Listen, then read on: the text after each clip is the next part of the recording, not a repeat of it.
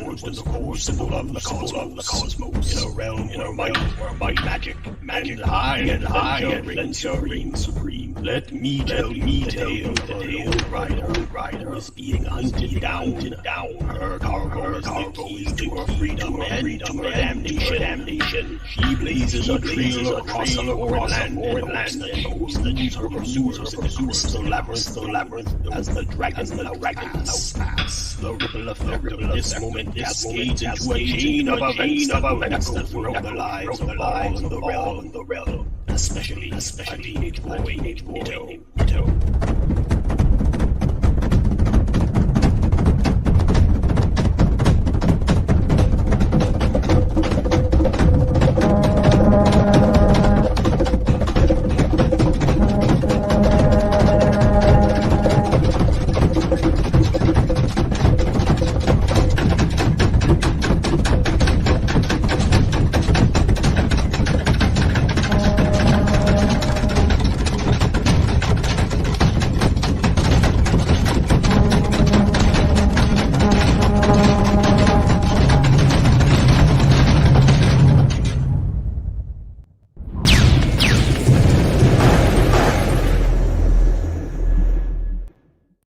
Hello and welcome everybody to today's show. I'm Ryan Cardinal, the Ryan Cardinal. I am the creative native, and today I bring to you not one but two fantastic creators. First up on deck that I have here is the wonderful, amazing, incomprehensible Jeremy. Hey man, how you doing? That trailer is awesome. Oh, thanks, man. No worries, dude. That's incredible. Yeah, that was for issue 1 of Caius that I did in 2019.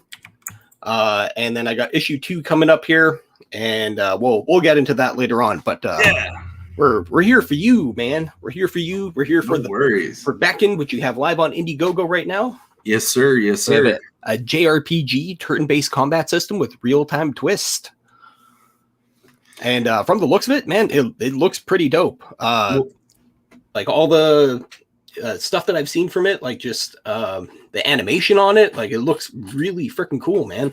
Well, thank you. Appreciate that. Animation wise, I'm self-taught. I mean, I've got the animation Bible.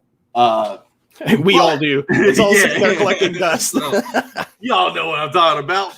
Yeah, the Richard Williams. Yes. I was gonna say Williams, but yeah. Yeah, it's I guarantee everybody who's either been in animation class or has been by to the Barnes and Nobles, like, 55% off. Oh, I'll grab that. That'll come in handy. The animation for Beckoned is done flip book, so okay.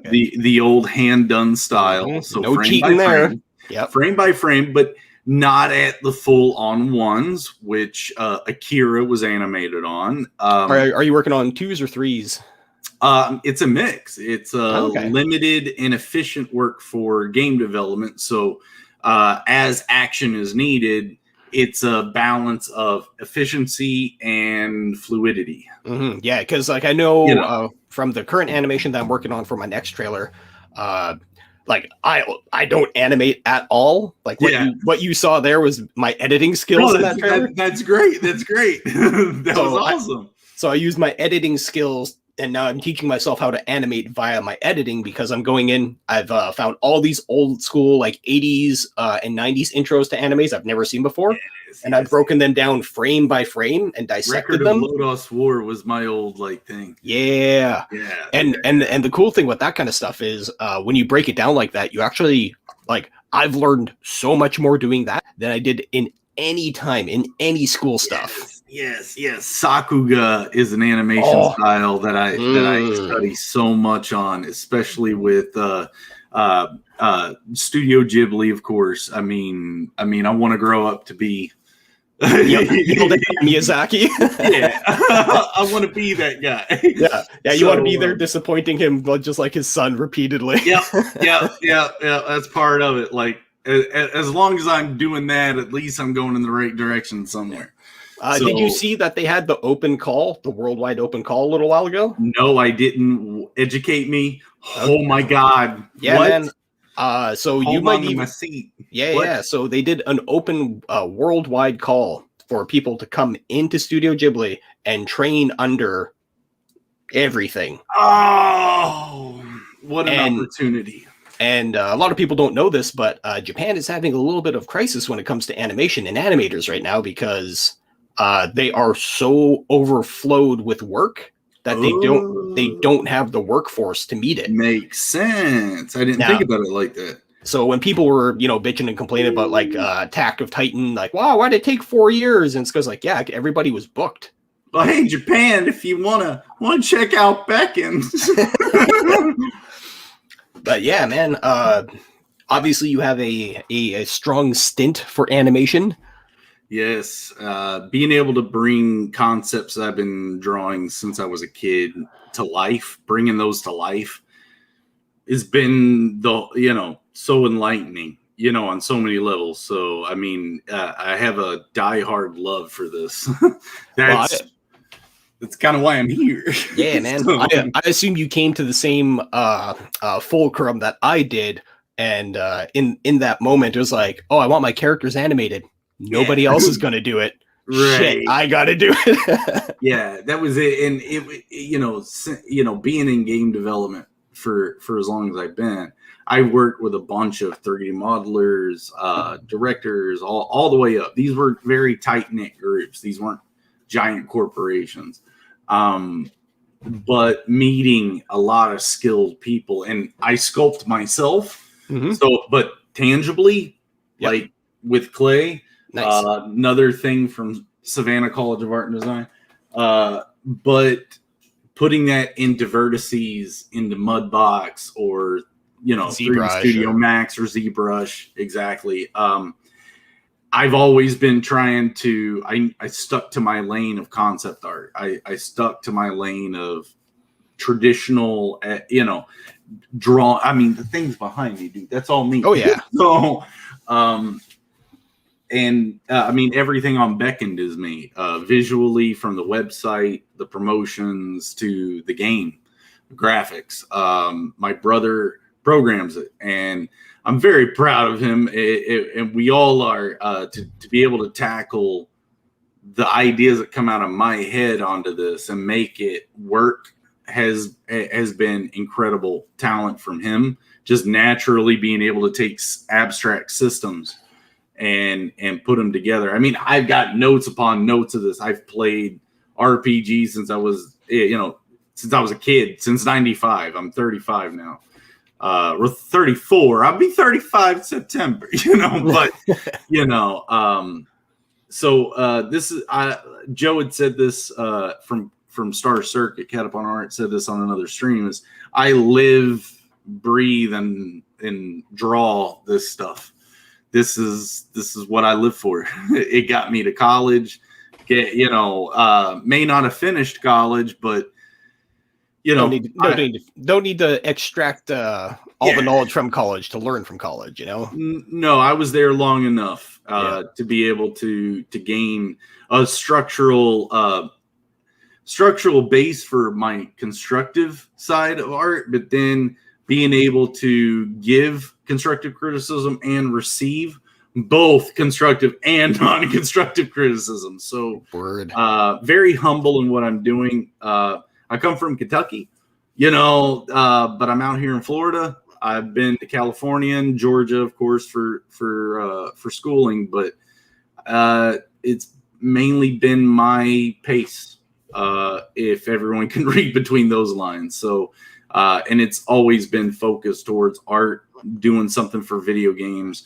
And since spending so long a time, and I had a chance to try this, especially in the time now, I know it seems chaotic, but the Renaissance happened at a weird time in history, so I'm kind of sniffing out a new Renaissance. So, well, if you look at it literally from the 1980s up till now, is the new Renaissance. Like, there has been no other time other than the Renaissance has more art been created on a massive scale. And now because of streaming, thank you, sir, and the internet in general, I mean, it spreads. It has an audience larger than anything. And I had my first brush with that back in 2011, 2010.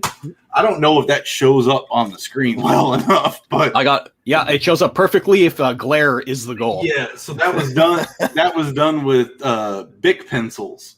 Oh, damn! And you guys, you can see it if you follow me on social medias, but threw that up on Reddit way back in the day, and that was brought up on the Texas Stadium Jumbotron. Oh, wow! That launched off really hard. Like 500,000 people had to have seen it. Over 100,000 comments, and like the attention it got. So, I mean, I've always kind of knew there was something about what I was doing that's attractive. Mm-hmm. And although I faded off into obscurity, I didn't ride that wave, if you know what I mean. I don't think I had the faculties at the time to. Well, when stuff like that happens too, I was young, dude. I was young. I was living out of a garage, like 5-minute walk from the beach in Oside, California. I don't know what to tell you. Like, I drew that thing on the beach most of the time, and just going out there with it taped to a big wooden board and marching out to the sand just to find a fun little alcove to disappear a bit. Yeah. I mean, it was a time in my life I needed it, and that was a time in between. Like, I've been working on the concept of Divanis, and it wasn't named Beckoned at the time, but just working on the concept, the world building, all this stuff. But life happens, life gets real. Oh, yeah. And still, as an artist, you have to find a way to fit into all that, even though some of these things have to be on a back burner. So, well, I find with a lot of things, when we start hitting, your age, my age, you start crossing over that threshold, and you start looking around and be like, wait a minute, the things I've always wanted to do are still there.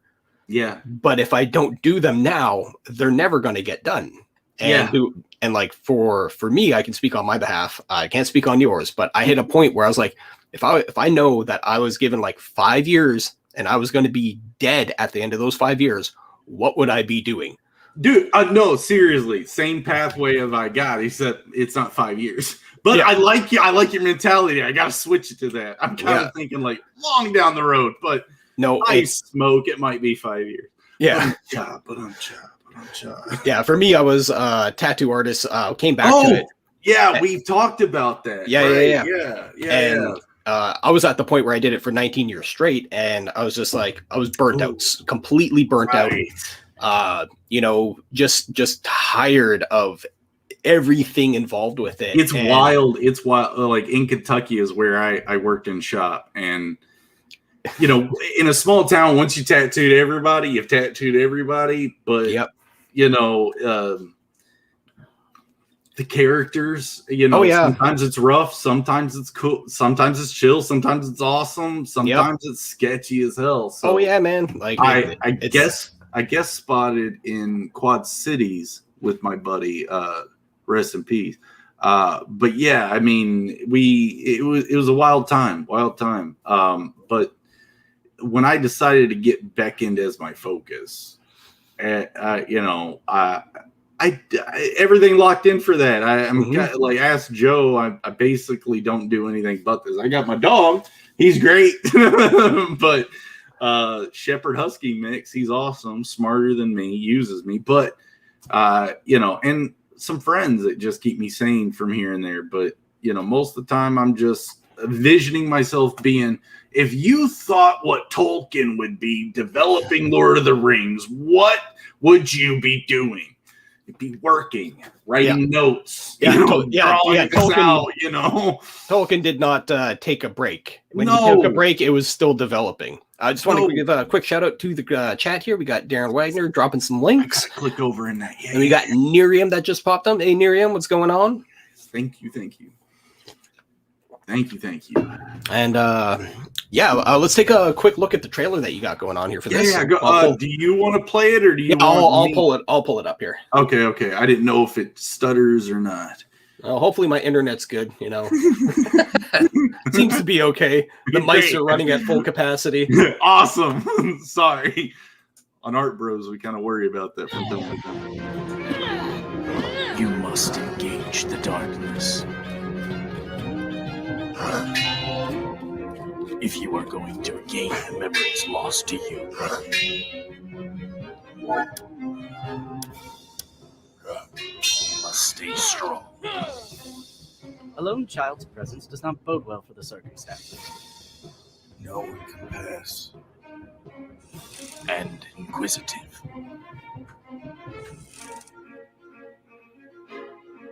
It will be difficult.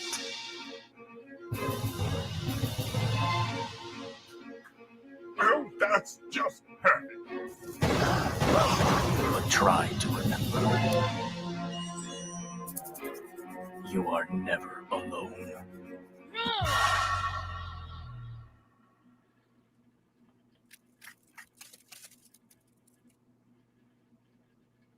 Right on, man. That looks real cool. Thanks very much. I made the trailer. And all that's actual gameplay. You can play the demo on Steam, so none of that's special effects or tricks. That's all gameplay. You mean you have stuff that people can use and it's not just smoke and mirrors? Yeah, I mean, where it shows the map, maybe that's a little tricky, but you know, outside of that, no, every bit of gameplay you saw is playable. That's awesome. I like the aesthetic that you got going for it. Super highly detailed. Also, yeah, it's giving me that Diablo kind of vibe to it. Yes. I found Diablo 3. I was a Planescape Torment guy. Oh, okay. Mm-hmm. Nice. I love Diablo 2. I love Diablo as well, but I was very big into Baldur's Gate and Planescape. So yeah, a buddy of mine used to play Baldur's Gate like mad, like nonstop. Well, I've got Rollmaster. Like I'm an old tabletop guy too. So Rollmaster, like first and second edition D&D. I'm well versed in this stuff. Played Chrono Trigger when it came out. I've got books and stacks of people analyzing and talking about it, including the Reverse Design series, which is, if for any game developer out there, that's just really good series to break down some of the most iconic games out there. But nice. Not to plug them, I didn't mean to do that. But yeah, I'm learned in this. So doing a comic book is because of Joe, and when I was in college, my roommate was a sequential artist. The idea of doing a comic book of this is totally in my head and has been there. Mm-hmm.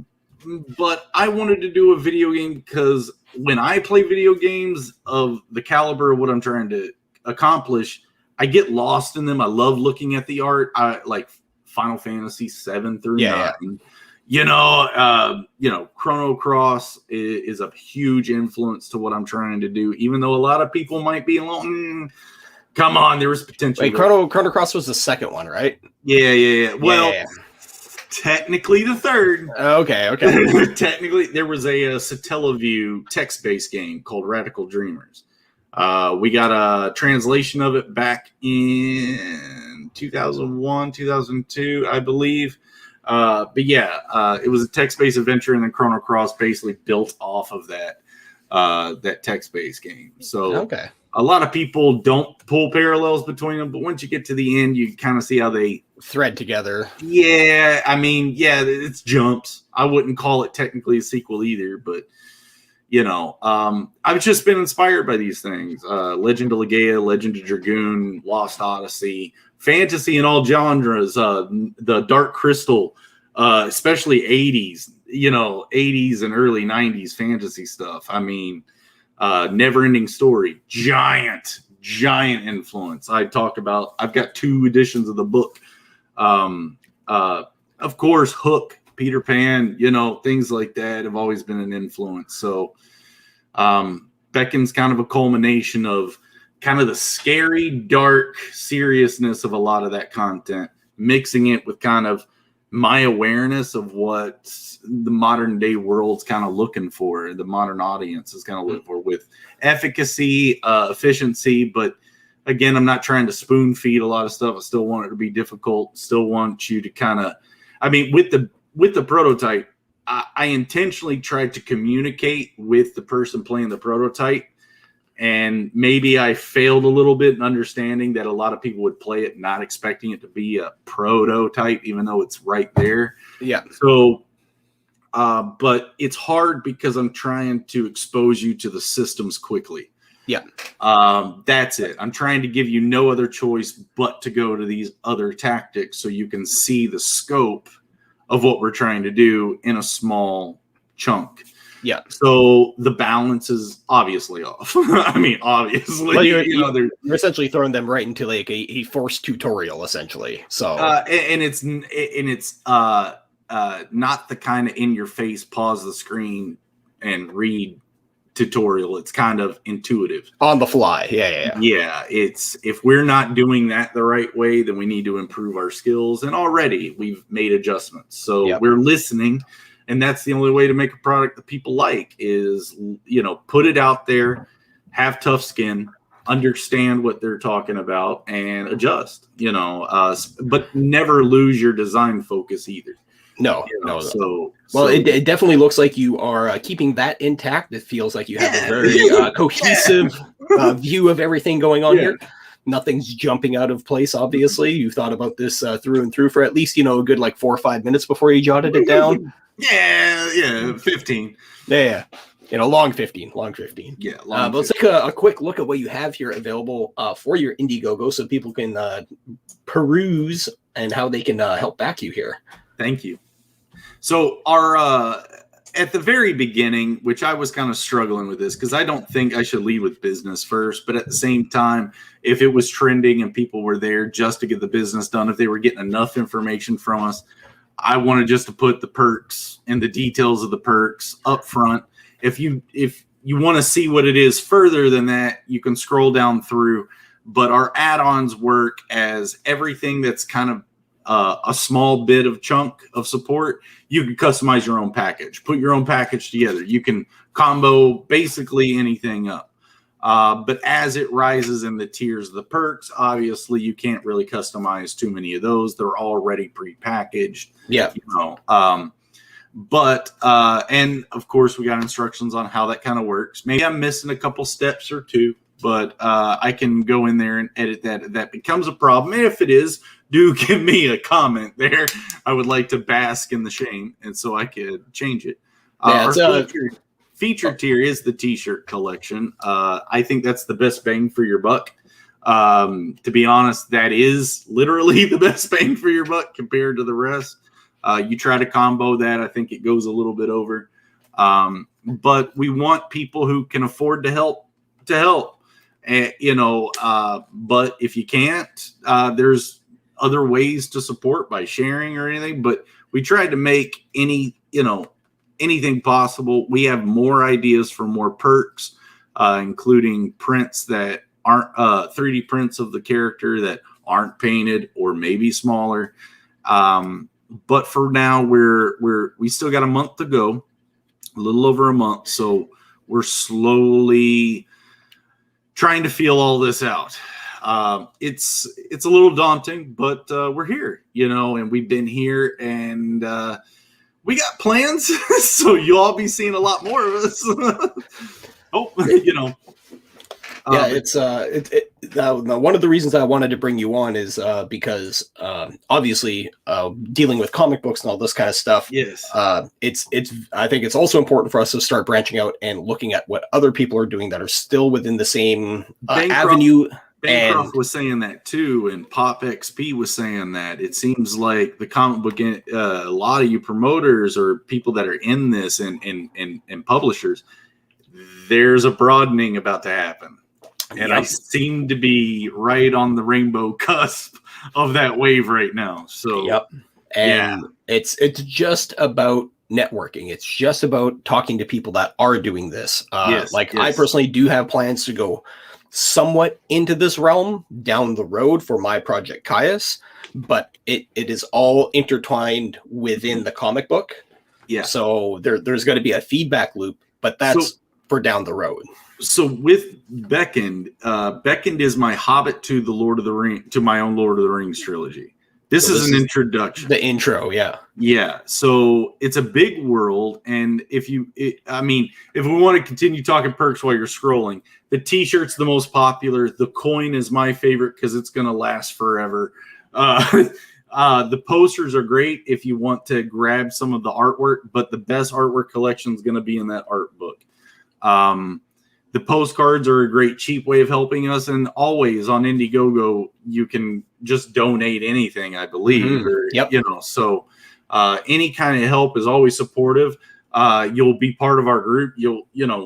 We do a stream every Friday, and then I'm on with Catapano Art of Star Circuit every Wednesday with Art Bros. So we're small, but we're growing.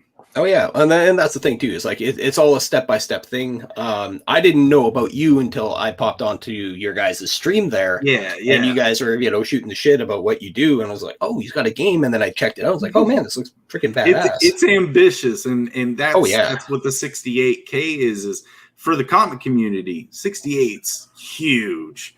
It's so huge of a number. Gaming? Yeah. So obviously I'm on a tight wire there, and but the plans are there. We can deliver at least the bronze version of it.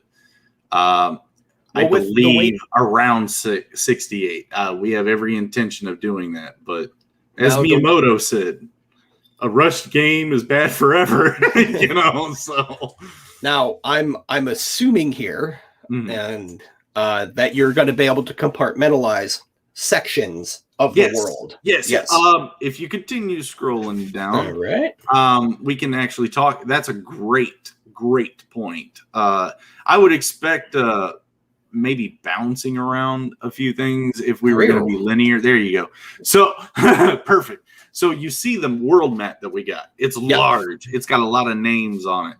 I have his story, the Silmarillion or backstory of how all of that happens, but that's the conditions of the world as of Beckoned. But if you scroll down just a little bit more, these are the sections we'll be exploring, except for one, which is the final dungeon here. So it's 5 towns, 5 dungeons, basically it runs like you'll go to a dungeon, then a town, dungeon, town, dungeon, town. Okay. That allows you to manage, be able to equip, do side quests, and not fetch quests. I mean, like Chrono Trigger, as I was talking, to you before. The side quests in this, because we're indie and I need to kind of streamline the storyline, I want the NPCs and any side quests to add to the narrative, not be a fetch quest or something dumb. Yeah, you don't want to Skyrim this shit. Right. I'm not trying to build wide. I'm trying to build tall. Yeah. And anything that branches off comes back in, right? Right. So the cyclical loops of the system should all be there. Even the characters themselves have inspired the jobs or the classes of the players. Our enemy design is also going to be specific to each dungeon, but they're going to be, everything in an RPG is another test of your knowledge of the system. So we can take a couple ways at this is tutorialing you through half the game or tutorialing you through a quarter of the game. And a lot of that's going to be in testing. Yeah. But actually the game is progressing and we've got the charts. I've made them.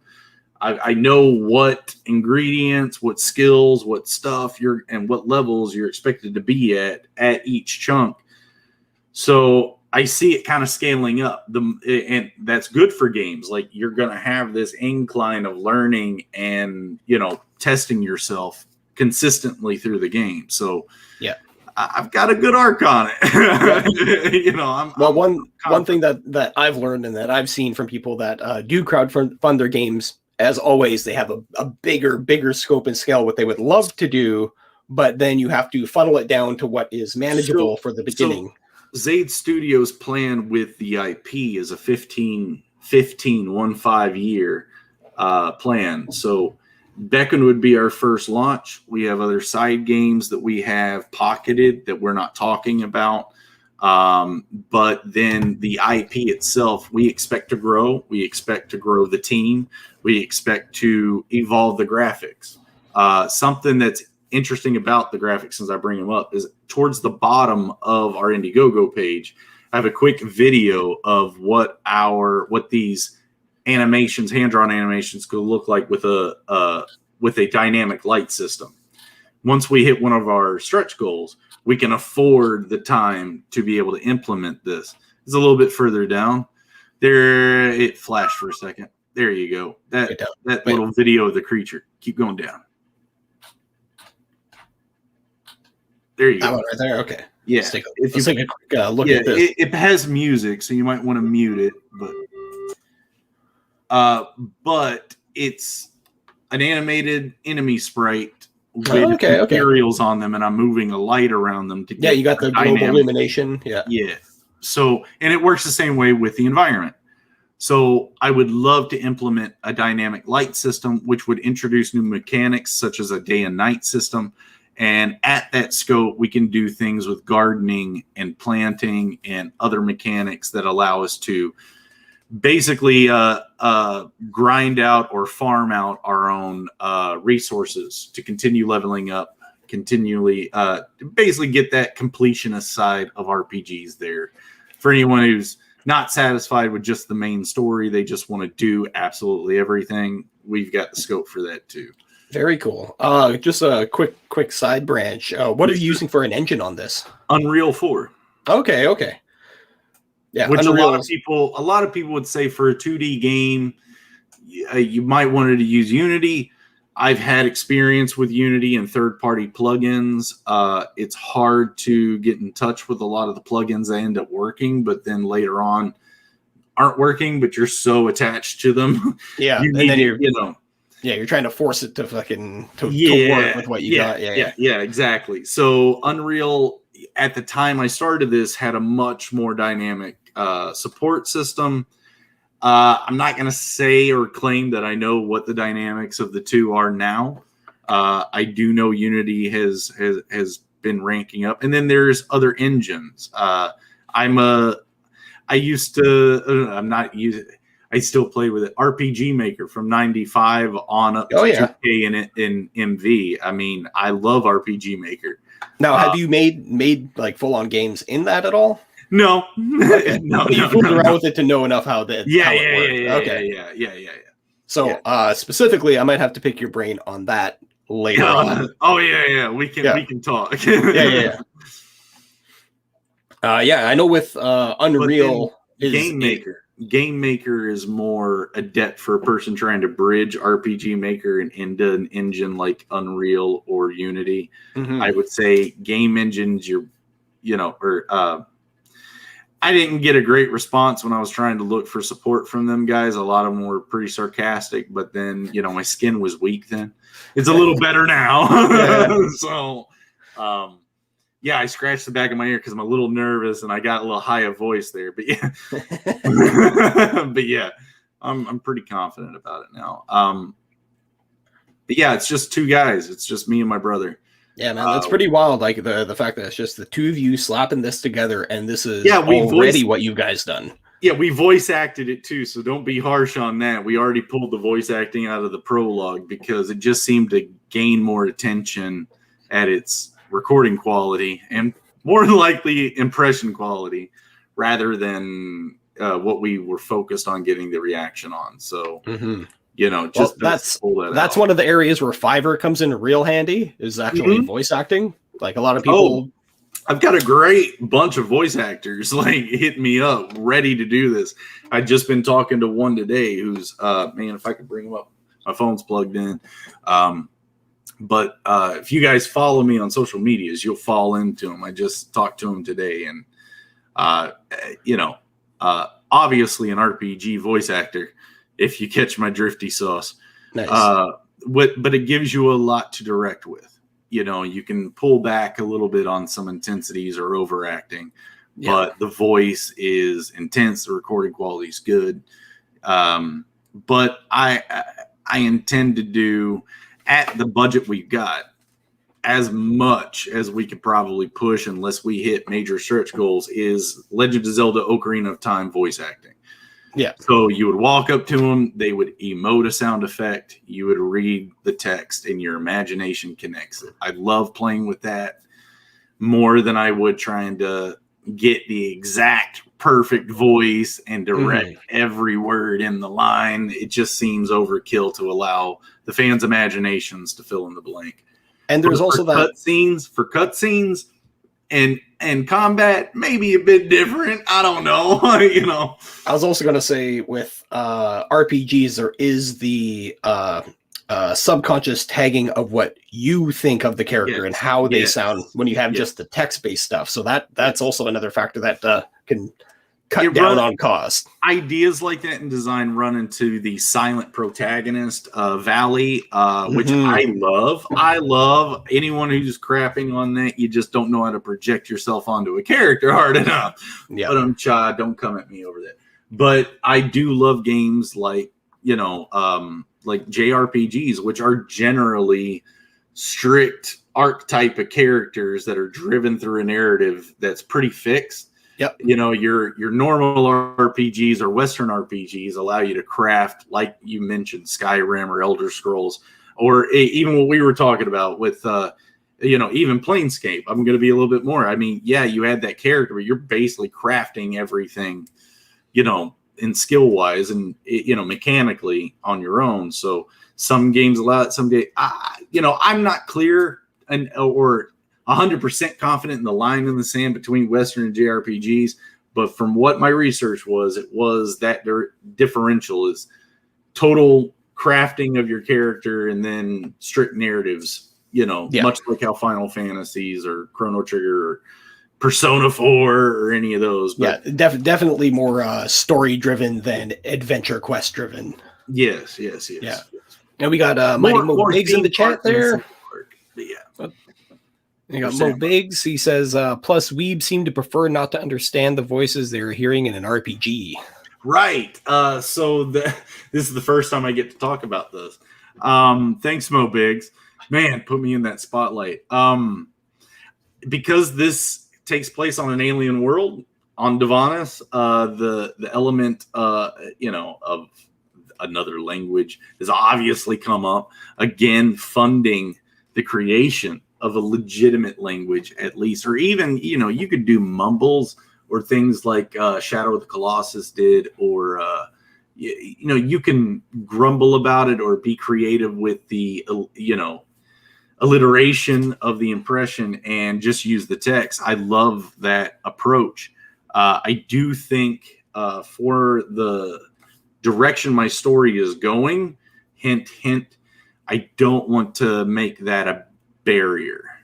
And that's a strict narrative design choice, because I am totally with you, bro. I wanted to do that, especially because, like I was saying, like the most voice acting I could probably get is Ocarina of Time. Well, it's probably a little bit easier to make it sound foreign and alien entirely, specifically with an alien world.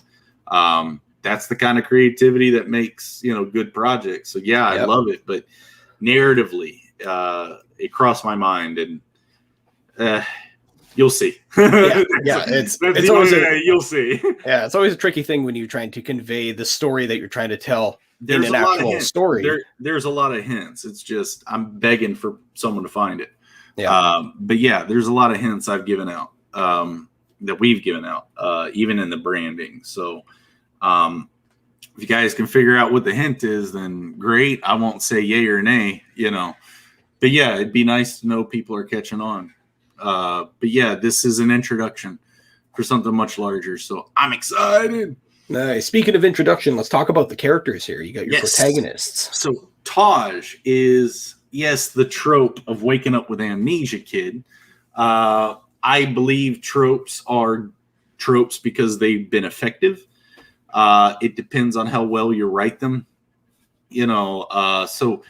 but at the same time, we were just talking about silent protagonist. And again, I may be on the defensive side mechanically. Let's talk about the personality. I've already kind of went through that. So obviously you have an idea what my main character is going to encompass off of our previous conversations.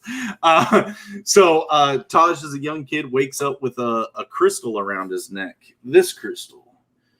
And in crystals in this world, I don't want to call crystals because Final Fantasy's got that trope. So we call them Lodens, which now I found out a couple of years ago, which I've already been doing this for years. So I've come up with Lodens way before the MSG guy. I don't want to say names, but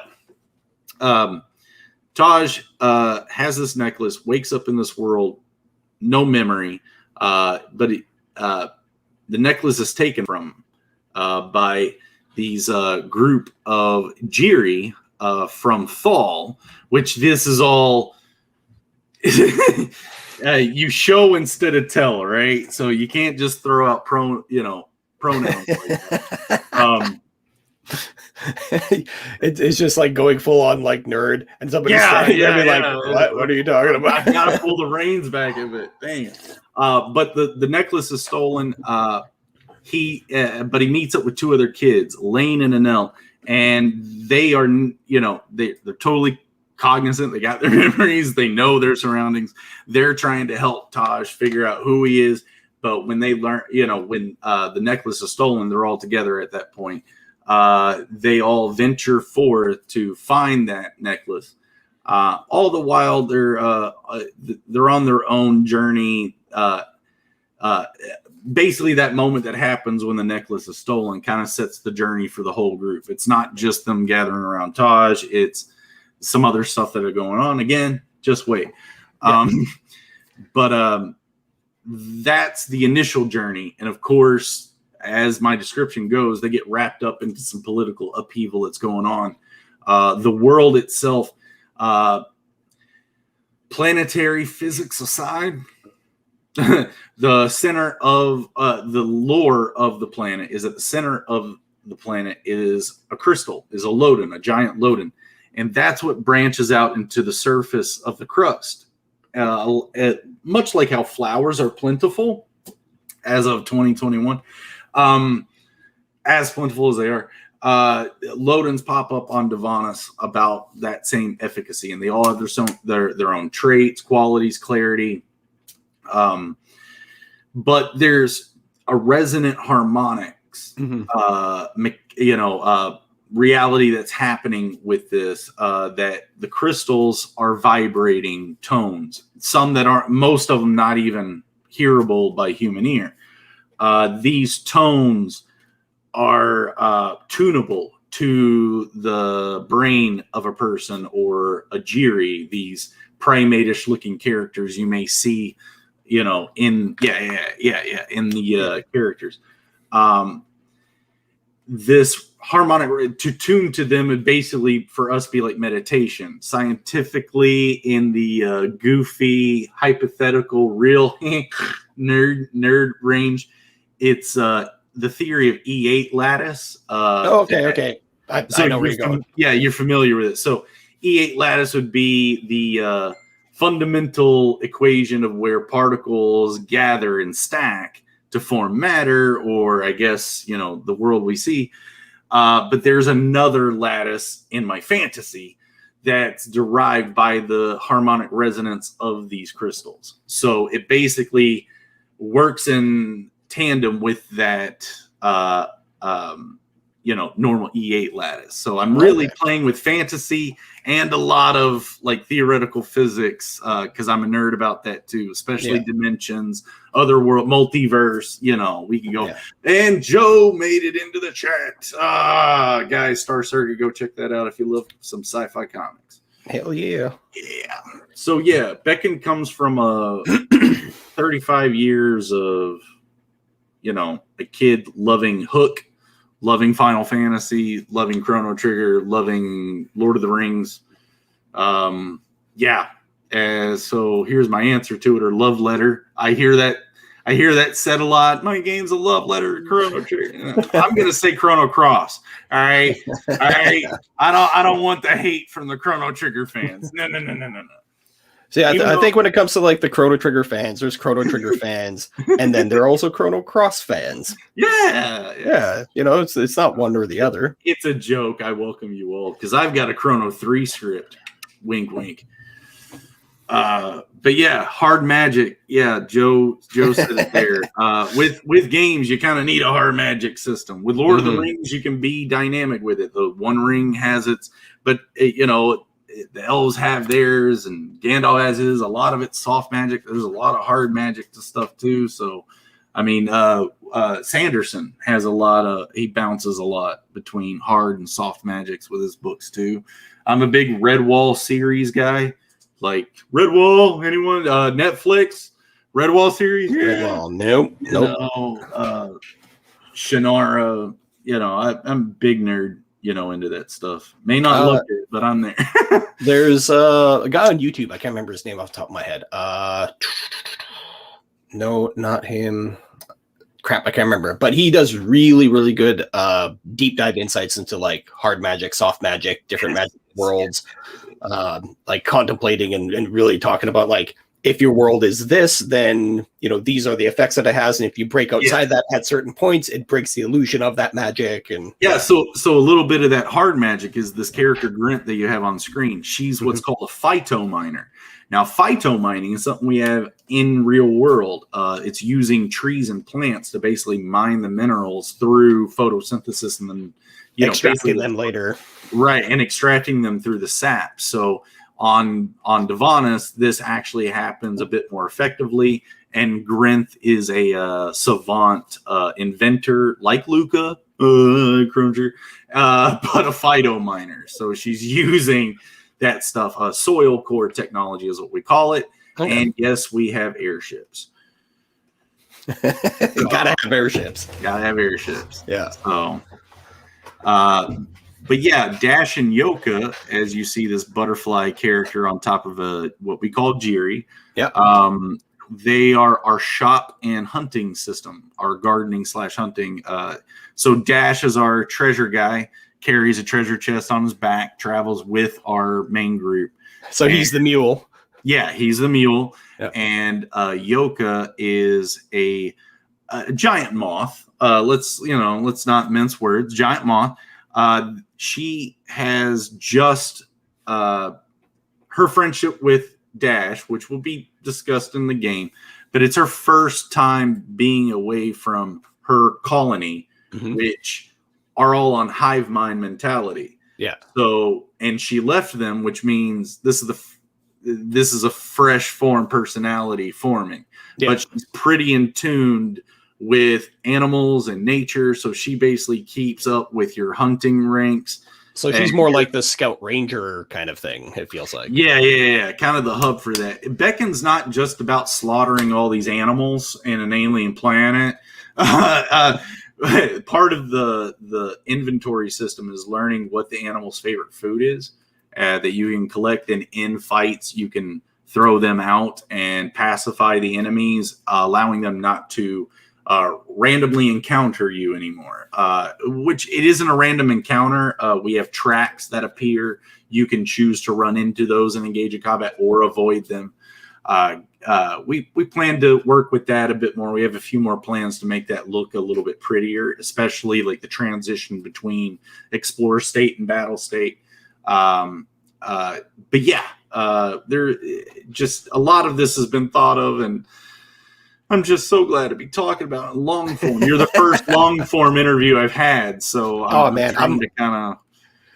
always down for stuff like this because it's one of those things where you get if you only get like 15-20 minutes to talk about a game, especially something that's in depth as this, you don't really get to scratch the surface and explain certain aspects about it. So no, and like I said, I've got Tank tonight at midnight, and then I've got Lucifer Storm on Friday at 3 Eastern time.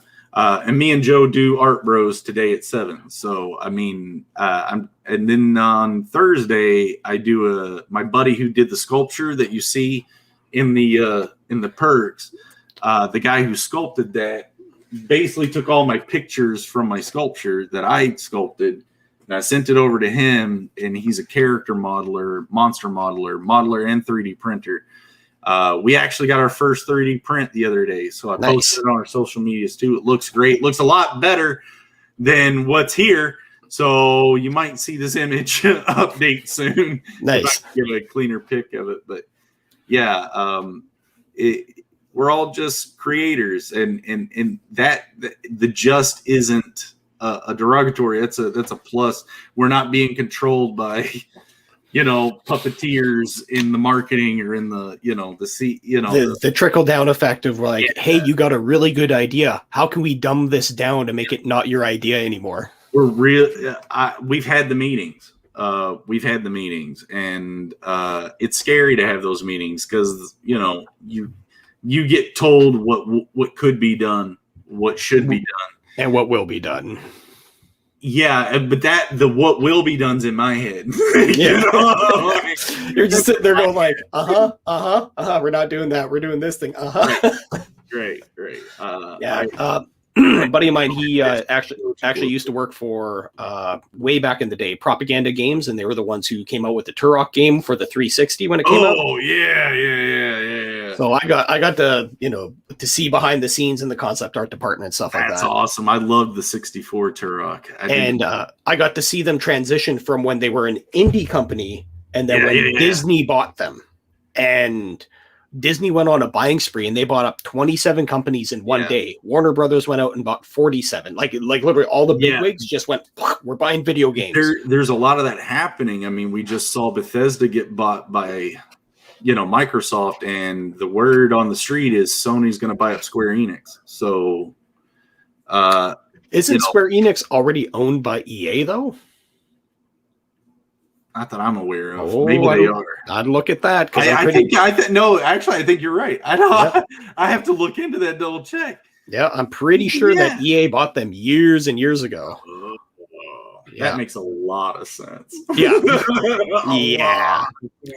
Yeah.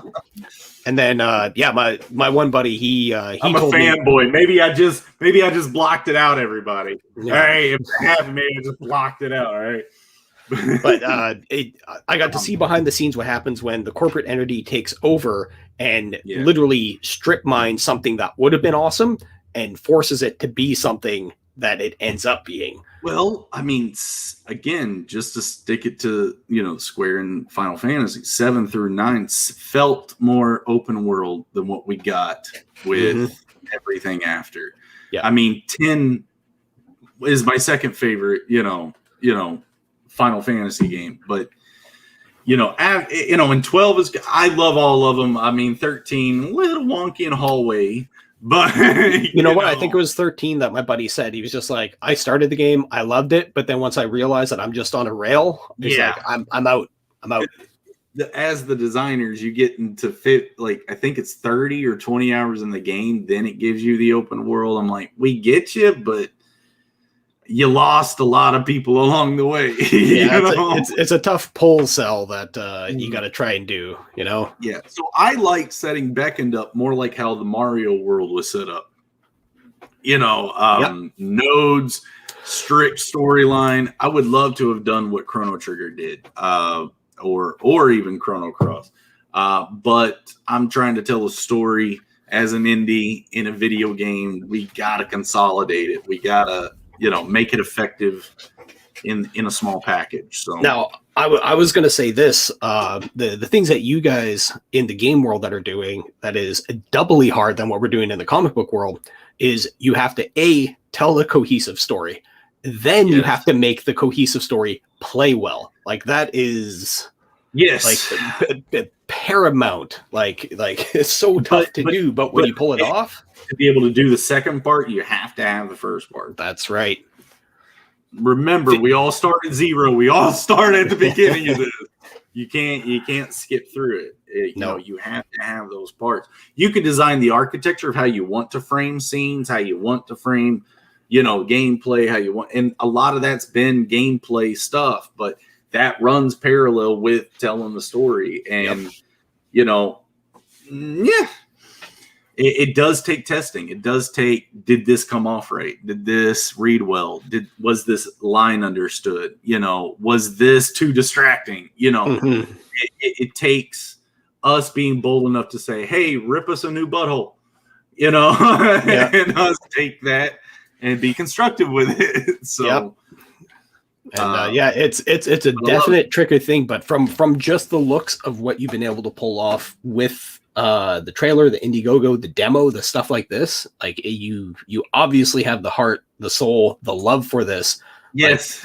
Like even just looking at the layout of where you got to travel, like that's so much work in there, man. Give it a try tonight sometime. Leave me a review. Leave me a comment somewhere. Yeah, like that's the thing in Steam.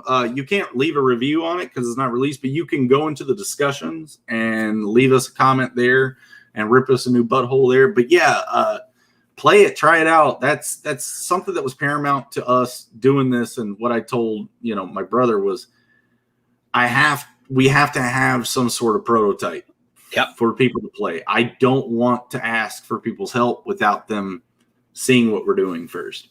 Yeah. And the other thing that made it easier to make a trailer. I mean, when you be honest and real, it makes a lot of things a lot easier because you don't have to try to cover your ass in other ways. Nope. That's something my dad always told me. So, well, and it's a classic. You're able to show what it is rather than just being like, "Hey, I got a thing. Where is it? Somewhere." Right. And hey, to be honest, there is a lot of that. It's like we have combo systems. We have a very large magic system that's dynamic with layered spells. Of cause and effect system. So cool. You can make larger spells by casting two smaller spells in a row, and having them sync up, kind of a thing. Yeah. Cause and effect happens. So there's those plans, but as the story goes, I'm trying to make sure, and to the pleasure of the audience, making sure there's not any fluff or unneeded bloat. You know, keeping it focused, keeping that hero's journey, you know, arc, or, you know, play through act 1, act 2, act 3, you know, you know, slant going in the right direction with the game. So, but yeah, that's what we got, man. I would love to hear from all of you guys. Again, if you want to check us out and get to know us more, we got a channel on YouTube at ZADE Studios. We do streaming every Friday. And on Wednesday at Joe's channel at Catapano Art, we do Art Bros every Wednesday at 7. So if you guys want to check us out, I'm supposed to be on a lot more. I'm supposed to be streaming a lot more because we made 8. Our goal 68. We got to raise 60,000 in a month. So let's go.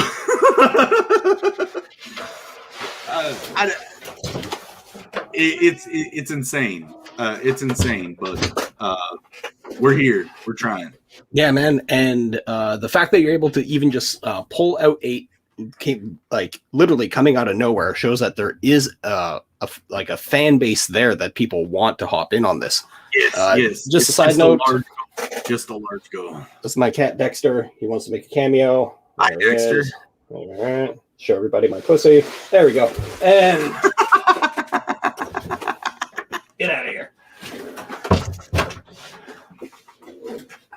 Unshaven, great. Yeah, 70 style. Yeah, man, absolutely love the project. And you say you're going to be on Tank Ferret's channel tonight? Yes, sir. Yes, sir. I know Tank said he's going to be doing probably a live playthrough of this. So if anybody wants to go over there later on tonight, whatever time, what time is it?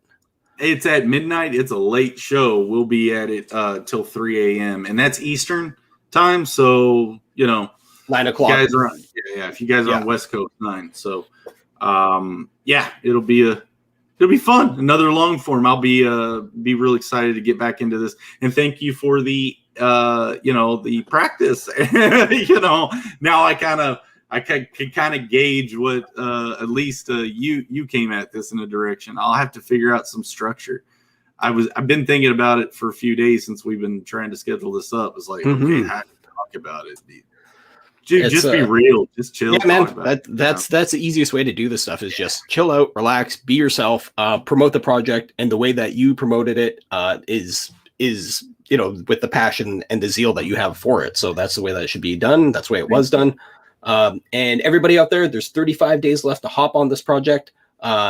Definitely get this boosted up, signal boost it, put it out there. Voice actors, if you guys want to get employed, this thing's gotta hit. This thing's gotta hit, and then you got jobs. You know, programmers too. We need it. We would like to expand our team beyond two guys. I need help in the art side, and my brother needs help in the programming side, just to make sure this comes out on its side. So there's jobs being created by this. Hit that goal. We need to hire some people. Quick side question though. Have you looked into any kind of development grants in and around your area for stuff like this? Okay, yeah. Unreal, we actually did. We did that very early though, about right after we were semi-comfortable with our prototype. We sent out to Unreal for that grant. 9 months later, and COVID pandemic later, they wanted to see what we had done since, and we sent them an update. We showed them what our plans were, and I mean, they said, "Come back at us. You know, work a little bit more and come back." So, well, at least you're getting actual response for them. That is a little bit more than most people get. They've been great. They said we need a bit more time. They came back to us. They were great. That's why I'm very open to resubmit. But they said something. Or one of their representatives say something with it. You got to be. A lot of the people that get the grants are special. Word. So, as vague as that is, I guess I'm trying to realize that a little bit. Well, the other thing that you got going on right now is that you actually are building up a library of things that you're doing, and no matter what happens with this, you're going to have that. It's just moving forward. No matter what happens, it's always moving forward. Speaking of moving forward, we have John Hervey that just showed up into the stream here. Welcome, John. What's up? What's up? What's up? Hey, man, how's it going? Man, I'm just checking this out. This is really impressive, man. Thank you. I appreciate it. Yeah, it's like Jeremy almost knows what he's doing, hey? Almost. Seriously. I mean, I was really surprised to hear. I mean, and when you consider you've raised $8,000 and you haven't been on any shows, you haven't. I've been on a very few. This has got to be one of the bigger ones I've been on. Yes. Yeah, you need to be on more than you need to just that needs to be a big part of your diet for this next month. It's just I wasn't aware of this, bro. Yeah, wordy dirt. Yeah, man, there's a ton of other places that you can go that are also outside of this. Like I know for a fact there are specific indie gaming channels you can hit up. There are those podcasts you can hit up. There's so much stuff out there I'm on Instagram. I'm on Twitter. We're everywhere. So because I was promoting Joe's comic book. So I know. I saw it. Yeah, let's bring this up here. Joe it made his mom laugh. Joe just really jacked me up on that second picture because I saw the middle of the picture first, and then I looked up. I'm like, oh, come on, Joe. Backstar Circuit today, people. But you know what, Jeremy? Make sure. I mean, also on Monday nights. I usually do promoting Pete or publishing. There you go. Pete. There you go. Yeah, I usually do him. He's been great. I love that guy. And have you reached out to the guys at Pop XP? Actually, I did talk to them through messaging just the other night, and they're like, "Yeah, we'll take a look at your project. We'll get back to you." So, hoping. I mean, I'm name dropping Joe, and that's usually not the best way to do this stuff. But, dude, that's my art bro, man. I did MegaCon with this dude. I have to booth with him. I've been through high school with this guy. I've worked with him. He ain't getting this without me, dude. That ain't happening. I love you, dude. You should check out Jimmy Reyes. Jimmy Reyes has an open mic too. Okay, Jimmy Reyes on Saturday nights. Awesome. So that's worth checking out. I mean, dude, there's so many good people that if you just tell them you got stuff, Wise Guys, yeah, I was just gonna say. Yep. If you're good for the morning, reach out to Chris Evans. Yep, Kino Subway with Kino the morning Subway. Roast. These are good people, man. They'll have you on. They'll promote you. Thank you. That's the biggest thing that I need is just where to go. Where to go. Yeah, these are good people, man. You have a great looking project, man. You've done a lot. You know, you've done a lot. It's a ton of work. It's like John was saying there, like $8,000 and you really haven't been anywhere. That speaks into itself, man.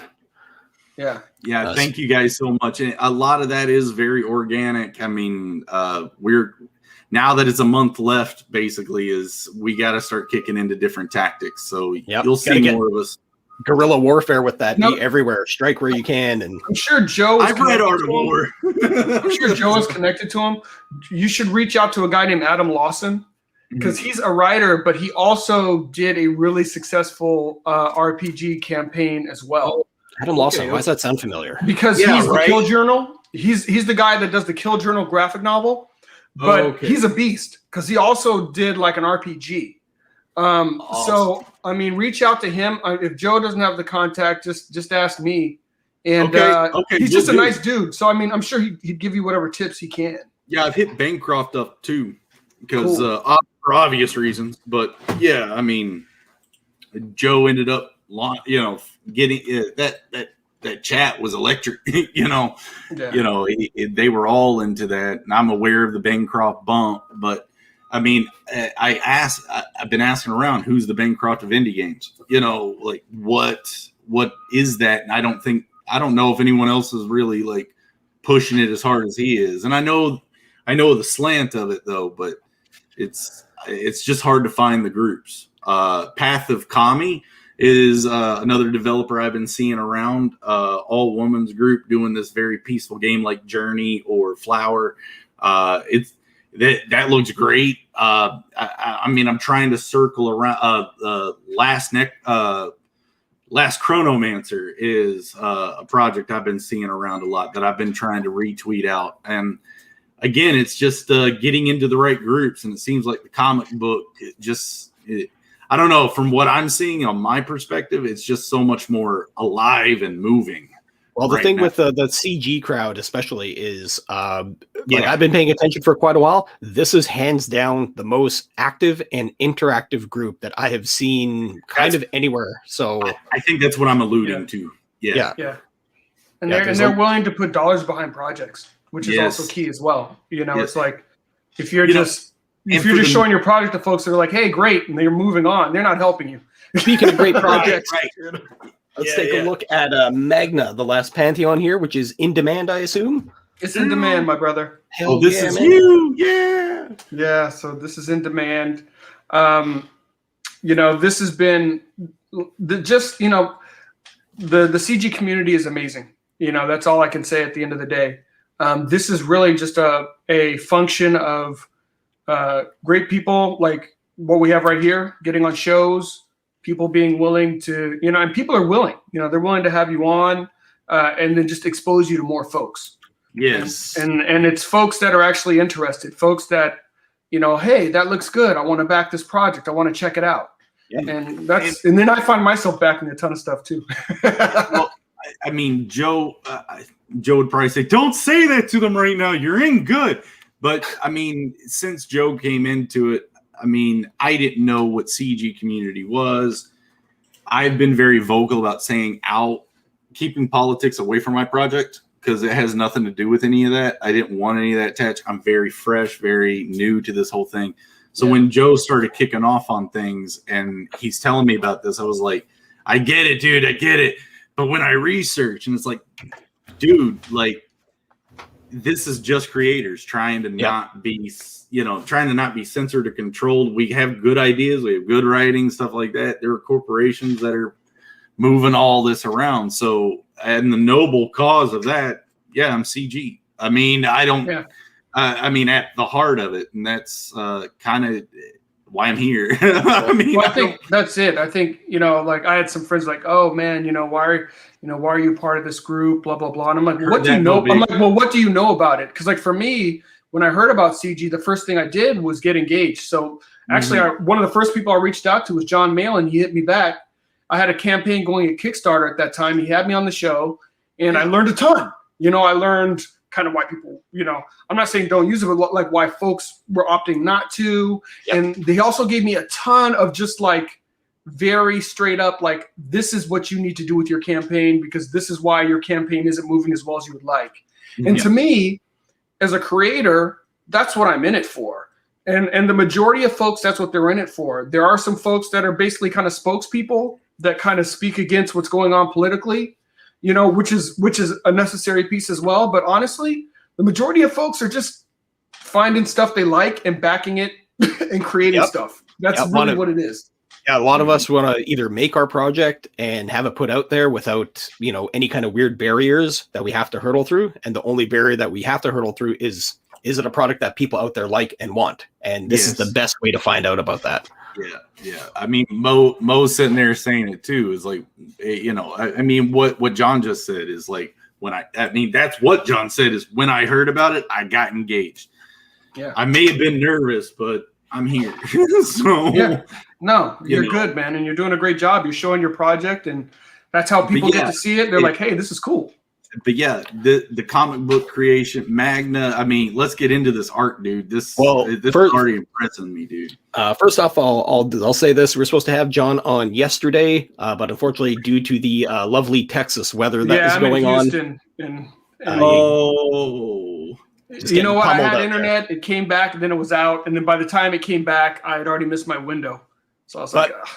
But I did went on. The show did go on. I shilled for you anyway because that's how it goes. You're slotted in, you get the spot. But it's always a little bit better once the actual creator or creative team is in here, because obviously I can ask you questions. Right. But let's do the first thing here. Let's go through the trailer, and we'll pick it off from there. Welcome to Tree City, Idaho. The year is 1942. Spring is in the air, but times are tense as the world finds itself at war.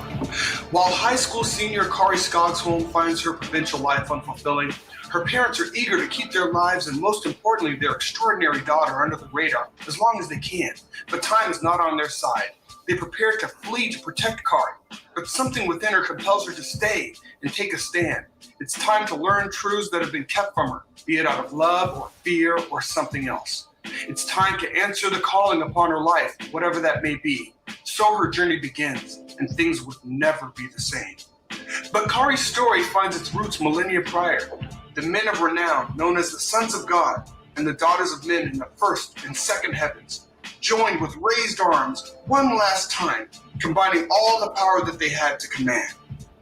In the heavens, above the world, the last stand of these mighty men was also the last appearance of the agents of destruction, until their reemergence in 1942. Kari must learn the truth about herself, determine the end game of these supernatural agents of destruction, and how to stop them before all is lost.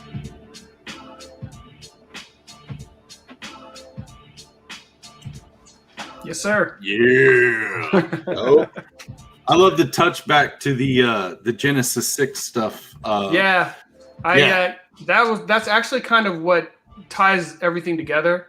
Because one of the things I've always, growing up, I was always very much intrigued by mythology. And I was always intrigued by the fact that, like, you know, myths had kind of beginning, middles, and ends. So all the pantheons had an end, you know, and, you know, reading through Genesis 6, and even some books that are non-canonical books, right, like the Book of Enoch. I said, hey, I was like, man, Jasher.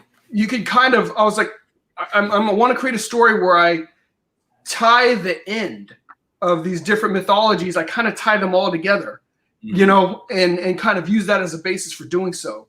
So in that regard, you know, I think I've put together a really fun story that, you know, because you may be wondering, like, how can all these things live in the same universe? You know, it's like, how can you have, you know, these biblical concepts, but still have all these deities? And I think it works out really well. And I think, like I said, a lot of time with storytelling, what you're taking is, you know, sometimes you're just paying homage to stuff that's already there. So, I mean, I was really taking advantage of Genesis 6. I was really taking advantage of the Book of Enoch, and I was really taking advantage of existing mythology. I think to put together a story that is fun, has a lot of adventure in it, and you know, is The art, maybe my own take on how all that stuff went. The art just alone makes me kind of take pause. I mean, look how clean this picture is. I mean, good Lord.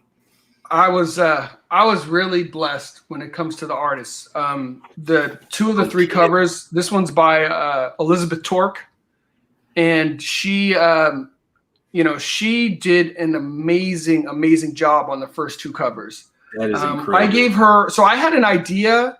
I wanted the werewolf, and this is one of the spawn of Fenrir. This is a werewolf. Her technique with the fur is genius. Yeah, that's super cool. I like the color layering that's going on there. That's super dope. Or the breath that's coming out. The breath, right? Oh my gosh! Yes, just genius. So many good choices. So many good elements, and so many good, just about how she did this picture. And I was just like, man, that's one of the beauties. I know where my limitations are. Creating stories. I can do like thumbnails, but there's no one wants to buy a book that I drew.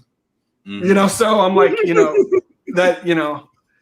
my relatives wouldn't buy a book that I drew. So, you gotta work with people that catch the vision, and that say like, hey, you know what? I think this is actually really cool. Because once an artist catches a vision and understands what you're doing with their skills, they're able to take it to the next level. Yeah, dude, this is just the art is so dynamic. That's and you can't go wrong with a busty redhead. Nah, of course not. But the one underneath that is, I mean, again, it's just a testament to the skill behind this. Oh, hell yeah. I mean, good Lord, this stuff is good. Yeah. And this one is, I call, with the werewolf. I really love that one. There's three cover options. There's also one where she's lifting a tank. Yeah, that's the one I was talking about. Yeah. And that's, that picture is one that I can spend so much time looking at because there's so much subtlety to it. Like if you look kind of at the bottom of the page, it's almost like snow blindness. You kind of see how her color. Yeah. You kind of see how Magna's color is kind of dampened under, so you kind of get that snow blind effect. Mm-hmm. You get like the dirt and the rocks and the snow kicking off the treads, making it feel like the treads are running, on the tank, but it's not going anywhere. There's so many elements to it. And I'm just like, that's the thing. It's like, I love the emotion. Oh, dude, you feel it. It's really visceral. You feel that you're just like, she's saving this girl, and you're just like, oh man, you can see like, and it's a very heroic pose. This is a pose that harkens back to, the original Superman movie. Yeah. When little Kal-El's lifting the tractor. Yeah. Harkens back to the Alex Ross Wonder Woman when Wonder Woman is lifting the tank. So I mean, I definitely wanted to pay a cool homage to those things that I love, and I think that's the beauty of content anyway. It's like you get to, you get to kind of pay a cool homage to things and use some elements that are really cool. And also with imagery like this, it reads and really shows what she's capable of in that moment at that particular time, the kind of strength that she has, and the kind of shit that the bad guys are going to have to deal with, like. No, exactly. And this is kind of one of those kind of level up moments. You're like, okay, well, she's strong. You're like, okay, she's more than grits and bacon strong. Yeah. You're like, okay, she's farm girl strong. You're like, no, she's got something more than that going on. Yeah, is it strength or is it strength? What she got? It's strength. That's awesome. And then the last one, I call this one "Behold the Pantheon," and the thing that I love about this cover is it really reflects a lot of what goes on in this book. So I mean, you see the Pantheon members are really they're almost thumbing their nose down at her. They're looking down their nose at her, and she's looking up in awe. And you see this hodgepodge, and it's this unlikely collection, and they're together for the sake of survival. I mean, they're there, and they've got this, supernatural light that's shining down, but they're looking down, but it gets quickly revealed that they're not in a very high place. The foreshortening is so good. Sorry, have to say that. Yeah, that's a killer shot. Yeah, so I'm really fortunate. And now the funny thing, so this is the crazy thing. So Elizabeth did the first 2 covers, then she wasn't able to do the third. So she's like, hey, I'm gonna get my brother to work on the third. I'm like, okay, here we go. You're gonna do this great artwork, then you're gonna kind of like kick me off to the side and have your brother, who probably can't get any work anywhere, do. Well, wrong. Her brother is as skilled as she is. And I'm like, just an amazingly artistic family. And I was like, yeah, I knew it. Charlie, that's awesome. No, that's very fortunate. Fucking Yeah. No, that's awesome. Yeah, that's and then the interiors are by Marcio Abreu, and I've known him for a number of years. Really good guy, amazing penciler, and just a master of sequential art. Mhm. You know, he really gets it. You know, when I have the opportunity to work with him, I'm the kind of person that when it comes to writing, I will really be detailed. And it's not for the sake of telling the artist what to do exactly, but it's more for the sake of once the artist knows what I'm trying to do, then they're able to riff and sometimes do something. Oh, I see where you're trying to go.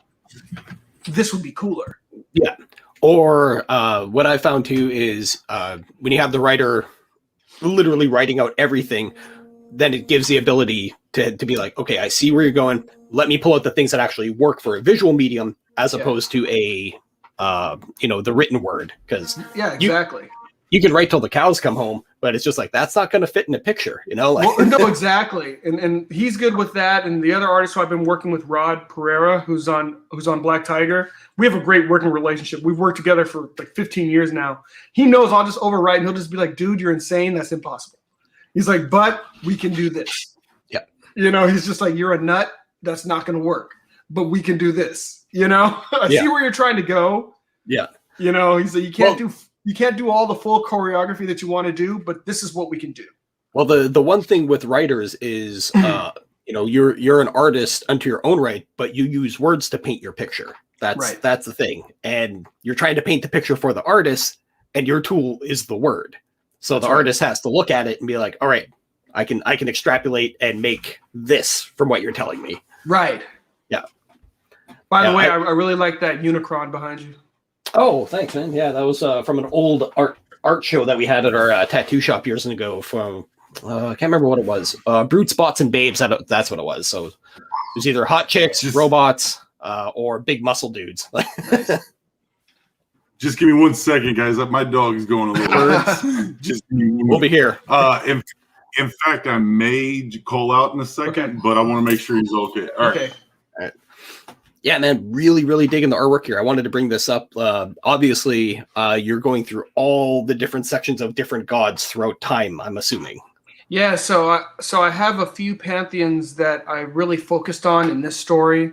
So I pulled some characters from Chinese pantheon, as well as Egyptian and Olympian and Asir, which is Asgardian. Yep. So really getting the opportunity to show some character, and the beauty of it is, you look at reference material, you read it, and then there's so much for interpretation. Mm-hmm. So I really had a good time kind of interpreting, especially with something as vast as Chinese mythos, because even different regions have different mythologies. So just kind of bringing something together that was cohesive and bringing some of the characters that people would really want to see, like Guan Yin, like the Monkey King, and some other characters like that. And yeah, just you really have a Corinne here. Yeah. Yeah, and like kind of the 4 dragons, from the 4 corners of the earth. Yeah. So and all these different, so just having fun with some of these different, characters and riffing off the mythology. Yeah, it's a super interesting take on the whole thing, and just the fact that like now the new Pantheon, the last Pantheon that's coming out, you got werewolves in it. That's part of it. So yeah, so this creature is one of the spawn of Fenrir. Oh, okay. Okay, cool. So, and I know that there have been a ton of werewolf books, and I don't know, things just seem to go in waves. So there have been like a ton of werewolf books in CG. Think like even at the end of the week, they're doing like some kind of werewolf con where we're gonna like show all these werewolf books. But the difference is the moon here is just cool. But he does not need the moon to be a werewolf. This is what he is. He does not transform into a man. He's just a werebeast. Yeah. I don't think I've actually ever heard the concept of like Son of Fenrir and the werewolf connection. I don't think I've heard that anywhere, so that's pretty dope, man.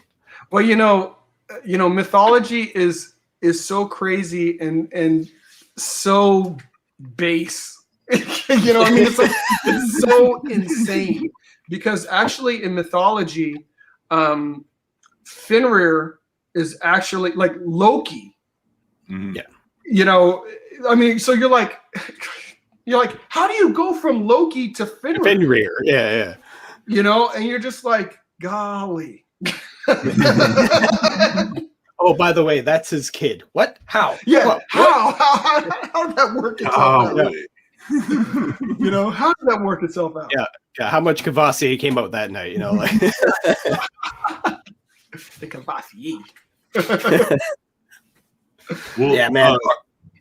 Joe and Creative, if you all don't mind, I am going to kind of bail out right here. Joe, I'm going to come back up on here on Magna and keep checking this out. That artwork, the storyline, all of it's incredible. No, I appreciate that, bro. Yeah, guys, if you guys are watching this stuff, get in on that too. Like, I see that you've hit 235 backers at 920. What's going on? Are you already funded, or is this thing still fun? So the book is funded. But my strategy was a little bit different because I had already prepaid for everything. So just trying to get it out the gate, I was like, listen, I'm probably going to end up eating it. I set my goal low, and I said, well, I know that all I need to pay for at this point is printing and shipping. So. You had that described at the lower part of the thing. Seriously, only $500 campaign goal. Yeah. So it kind of explains that there. That's But the reality of the matter is, on a book like this, if you're not breaking 10 grand, you're eating stuff.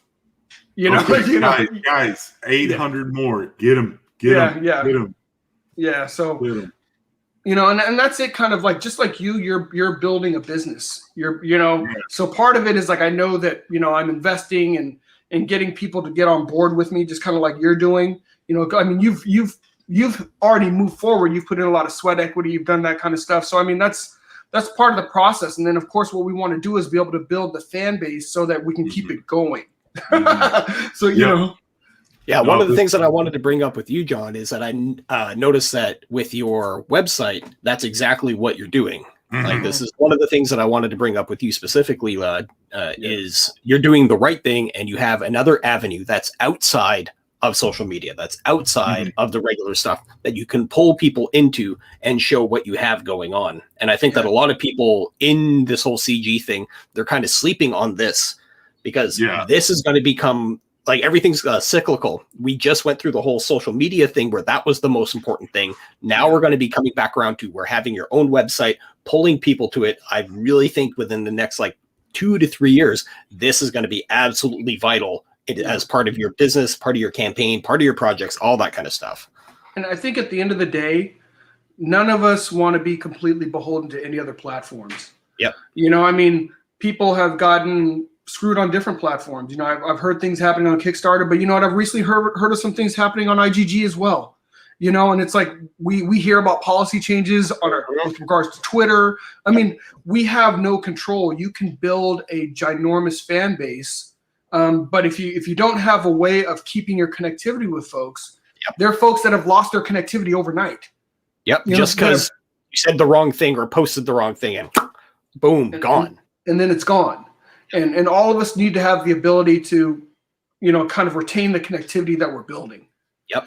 So this is a slow process, but that's what I'm trying to do with the website, to make sure that there is another landing place where people can find me. That's right, man. It's amazing. Yeah, I mean, that website looks good.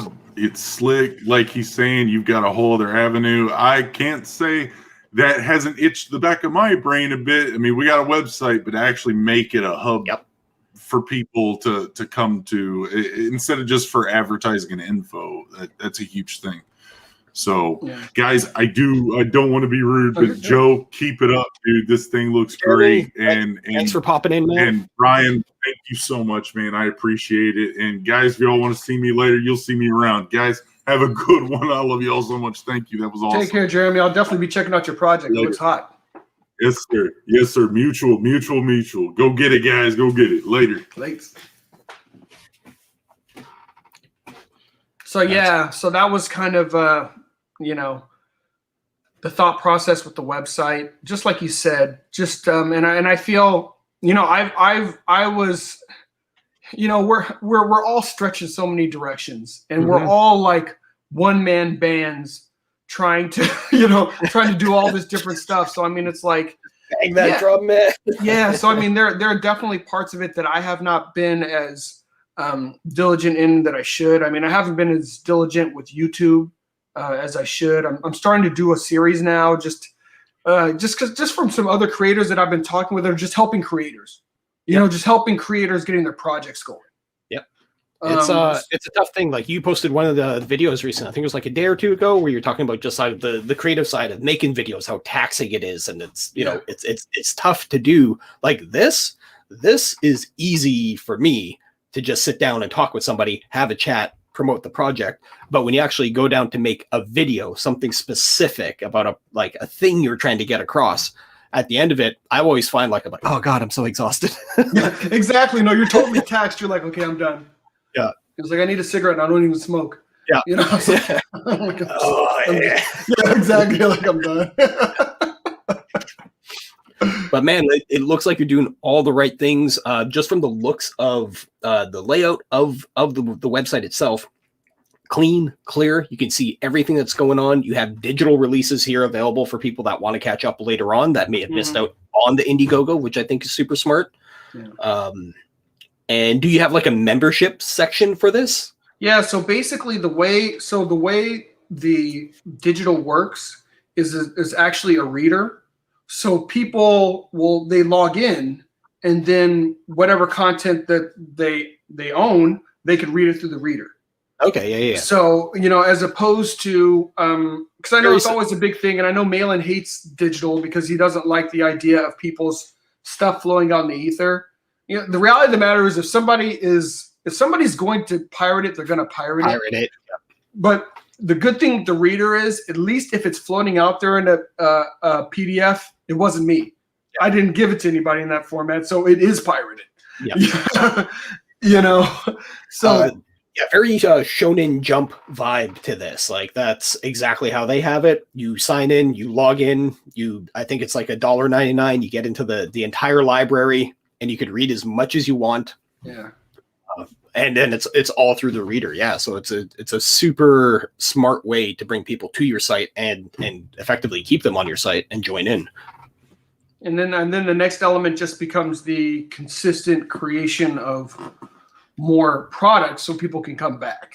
Dude, you got it started, man. Like you got the series going on here. Yeah. So I've been able to produce a few books so far. So Black Tiger, Legacy of Fury, those 6 issues are completed. And that was actually my first comic book campaign that I ran. And Rod and I are back now for the next series for that one called Black Tiger Hidden.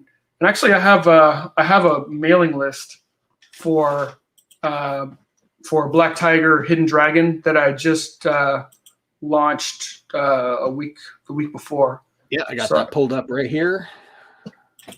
And awesome. And the other properties are properties that I'm going to I want to try and have a property that I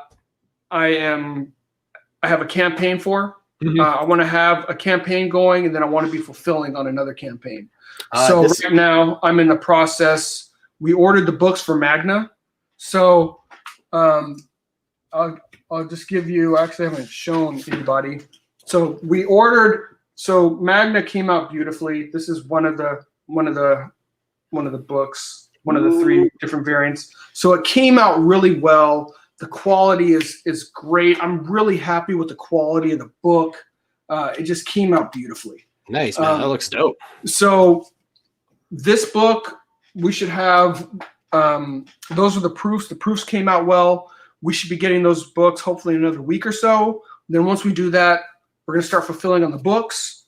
There are a few things like commissions that are being worked on right now.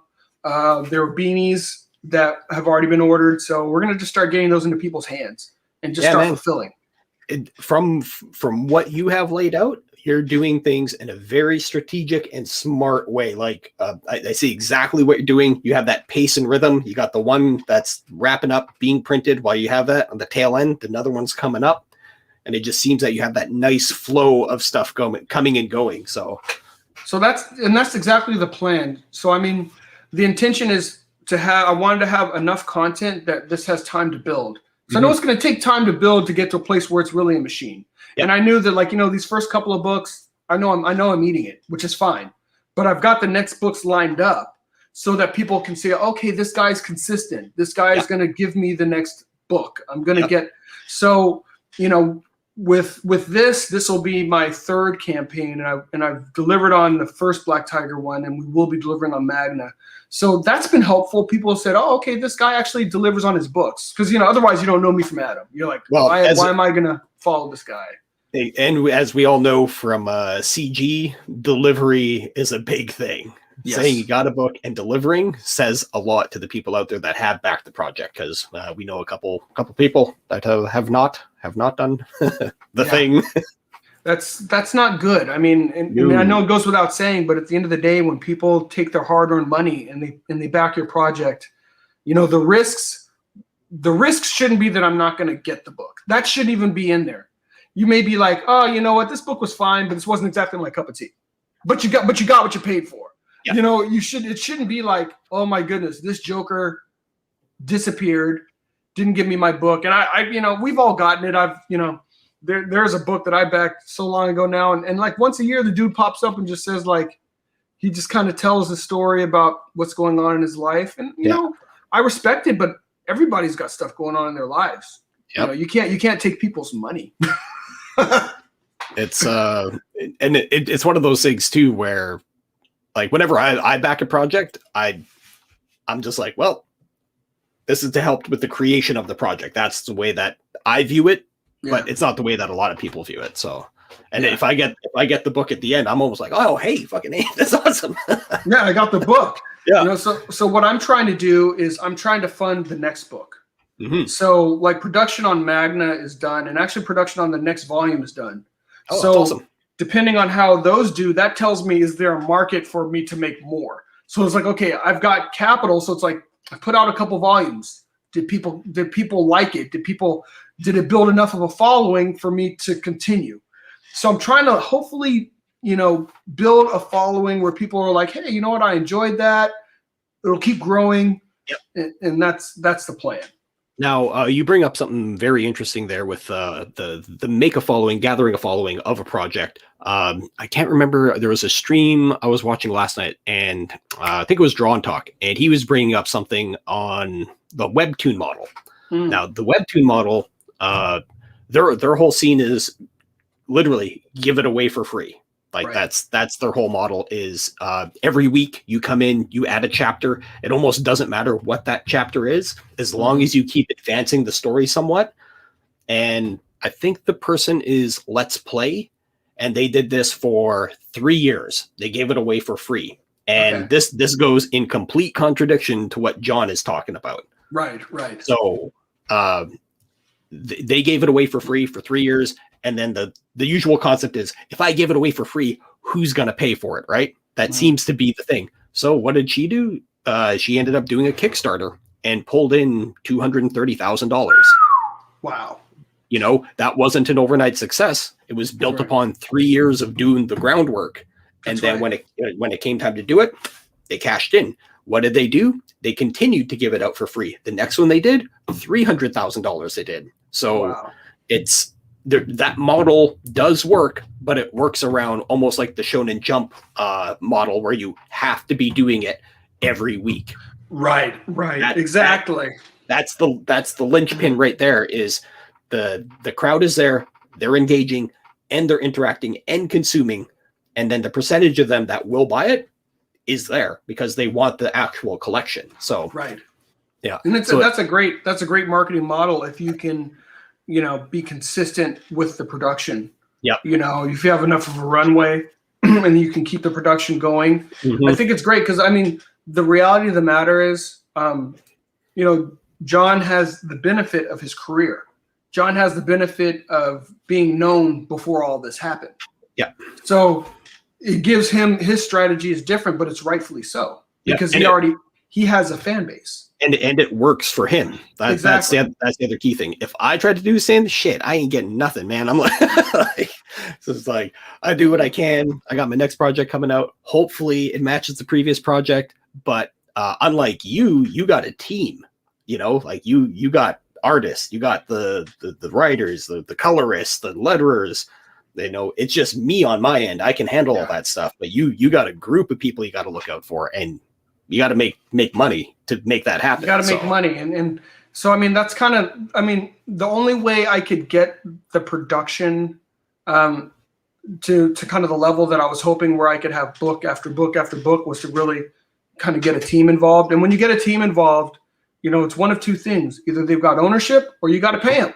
And these are professionals, these are artists, so I pay them. Their risk isn't whether the book sells or not.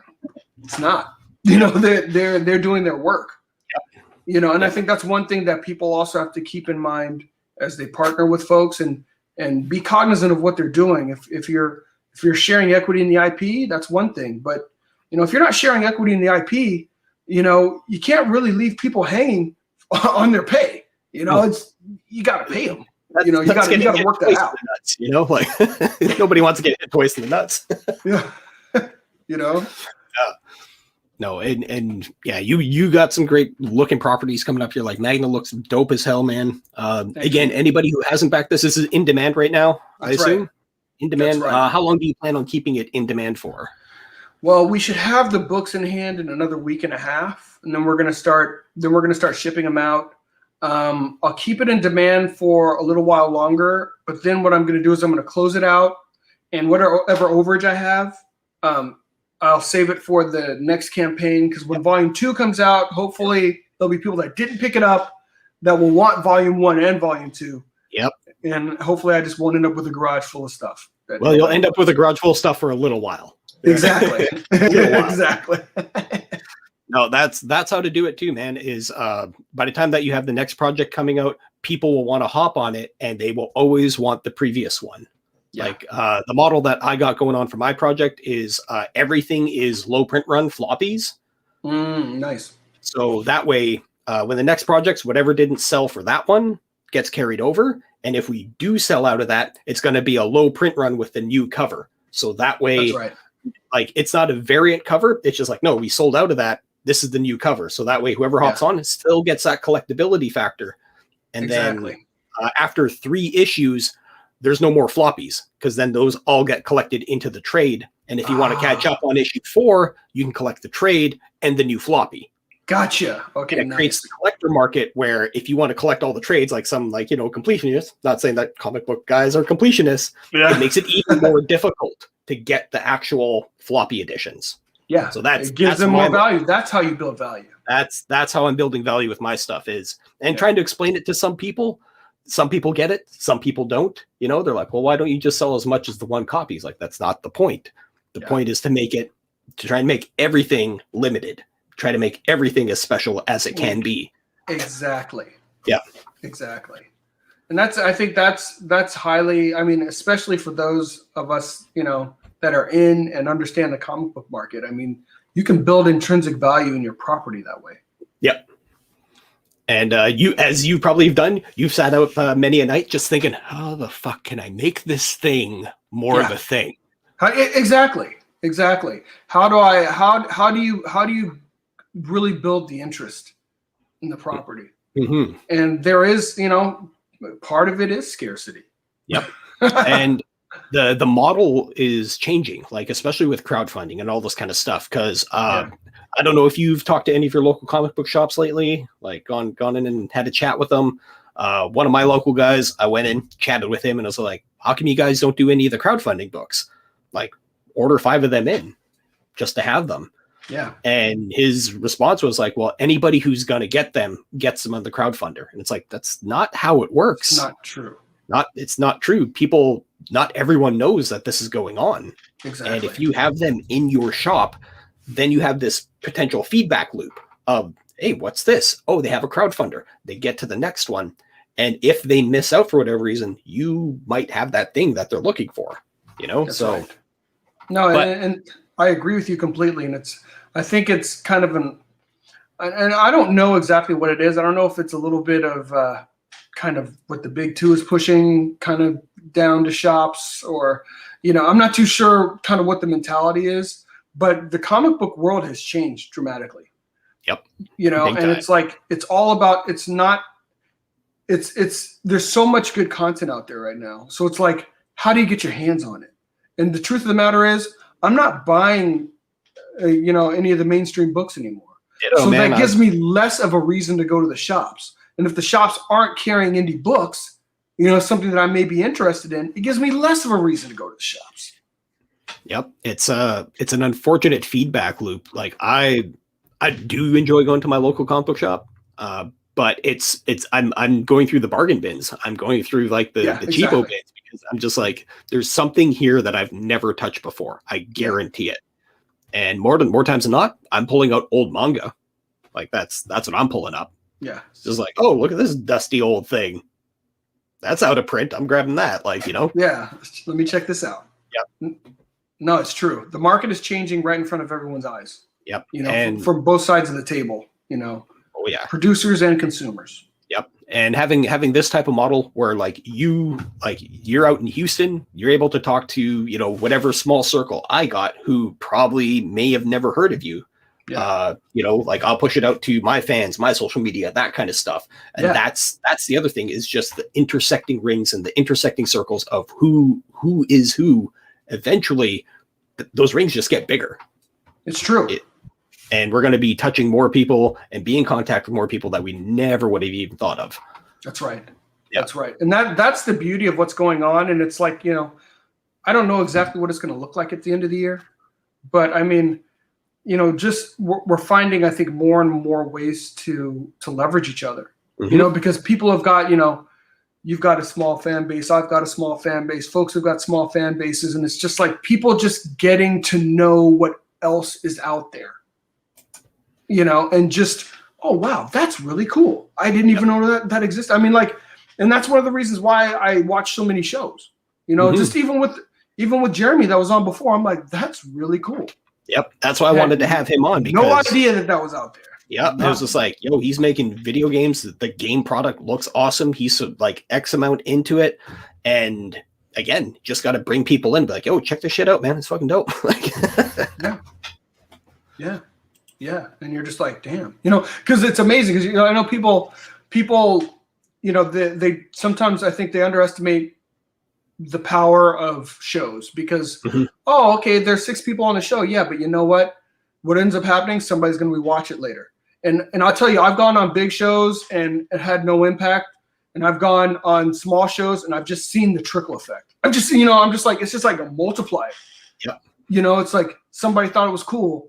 And then somebody who knows that person thought it was cool. And you're just like, golly, this is so cool. And the other thing with being on the shows and stuff like that too, it does the one big factor that a lot of people, some creators are afraid of. It actually shows you who the creative team is, how they are, who they are as people. And some people are just like, oh man, I don't want to be on the show because who knows what might happen, And I was like, no, come on the show. That's exactly why we want you on here. Exactly. It's not scripted. Whatever happens. Yep. People get to interact. They can, that's the other thing I love about the chat. People can interact. People get to see you for who you really are. You know, and they're like, you know what? That's a great project. And, you know, I like this guy. That's it. Exactly. And that's why I started doing the show, is literally like selfish reasons. I want to reach out and I want to meet other creatives out there. And I was like, well, this is the easiest way to do it. Just do it. Yeah. Yeah. And it's awesome. I appreciate you having me on here, man. Oh, no problem, man. I figured yesterday was like, man, he's probably getting belted by the weather out there. So hopefully I can get him on as soon as possible. And it worked out. I got you in the next day. So it's just like bang, bang. Yeah. Which I really appreciate, man. Oh, no problem, man. The projects looked awesome. Thank you. Yeah, we got like, man, you're so close to 10 grand. Like you're literally like right there. Yeah. I'm you know, really grateful, and you know, hoping that we can get to 10 grand. And you know, I'm also you know what the number that's the big number for me though is the backer number. You know, it's like I'm really hoping that more people will get on board and just continue to back, because that's ultimately what it comes down to. It's like, you know, the more people that are exposed, the more people that are backing, that's where we're really going to find our success as creators. And if you think about it on the scale of what you can do, like this is 235 people out of the potential millions that could be backing this. Like that's 235 people that believe in your product, that believe in the project. Yeah. There are more people out there that will believe that. And the awesome thing with this whole crowdfunding is a lot of people don't take into account that this can change lives.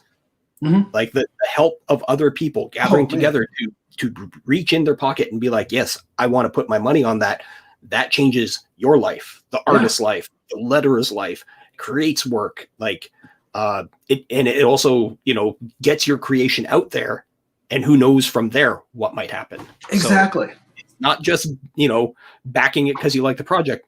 The potential of changing somebody's existence from this point on, that's the real power of this stuff. Yeah, and every single backer counts. Exactly. Every backer matters. You know, and that's one of the things that I love about this, and that's so amazing about this whole, you know, kind of like Robert Geronimo calls it renaissance. It's a comic book renaissance. Mm-hmm. You know, it's going to continue to morph, you know, but I think for us, it's just a matter of, you know, continuing to be involved, trying to read the tea leaves to the extent that we can. But it's like, I think the main thing right now is engagement, involvement, you know, and everyone, if they're backing a book, if they've got a show, if they've got content, if you're sharing, I mean, all an important part of the ecosystem of what's going on here. You know, some folks are like, you know, it's tough times. Some folks just like, you know, I can't back it. Then just share the tweets, that's huge, you know, share. That's the easiest and best thing that you can do if you're not being able to help with the funding of the project is the share aspect. I'm slowly getting better on that on my Facebook side, because I kind of left Facebook for a while because I'm just like, But then I was just like, wait a minute, you actually have, you know, like almost 2,000 people that you can share your stuff out to. I was like, oh, right. Right.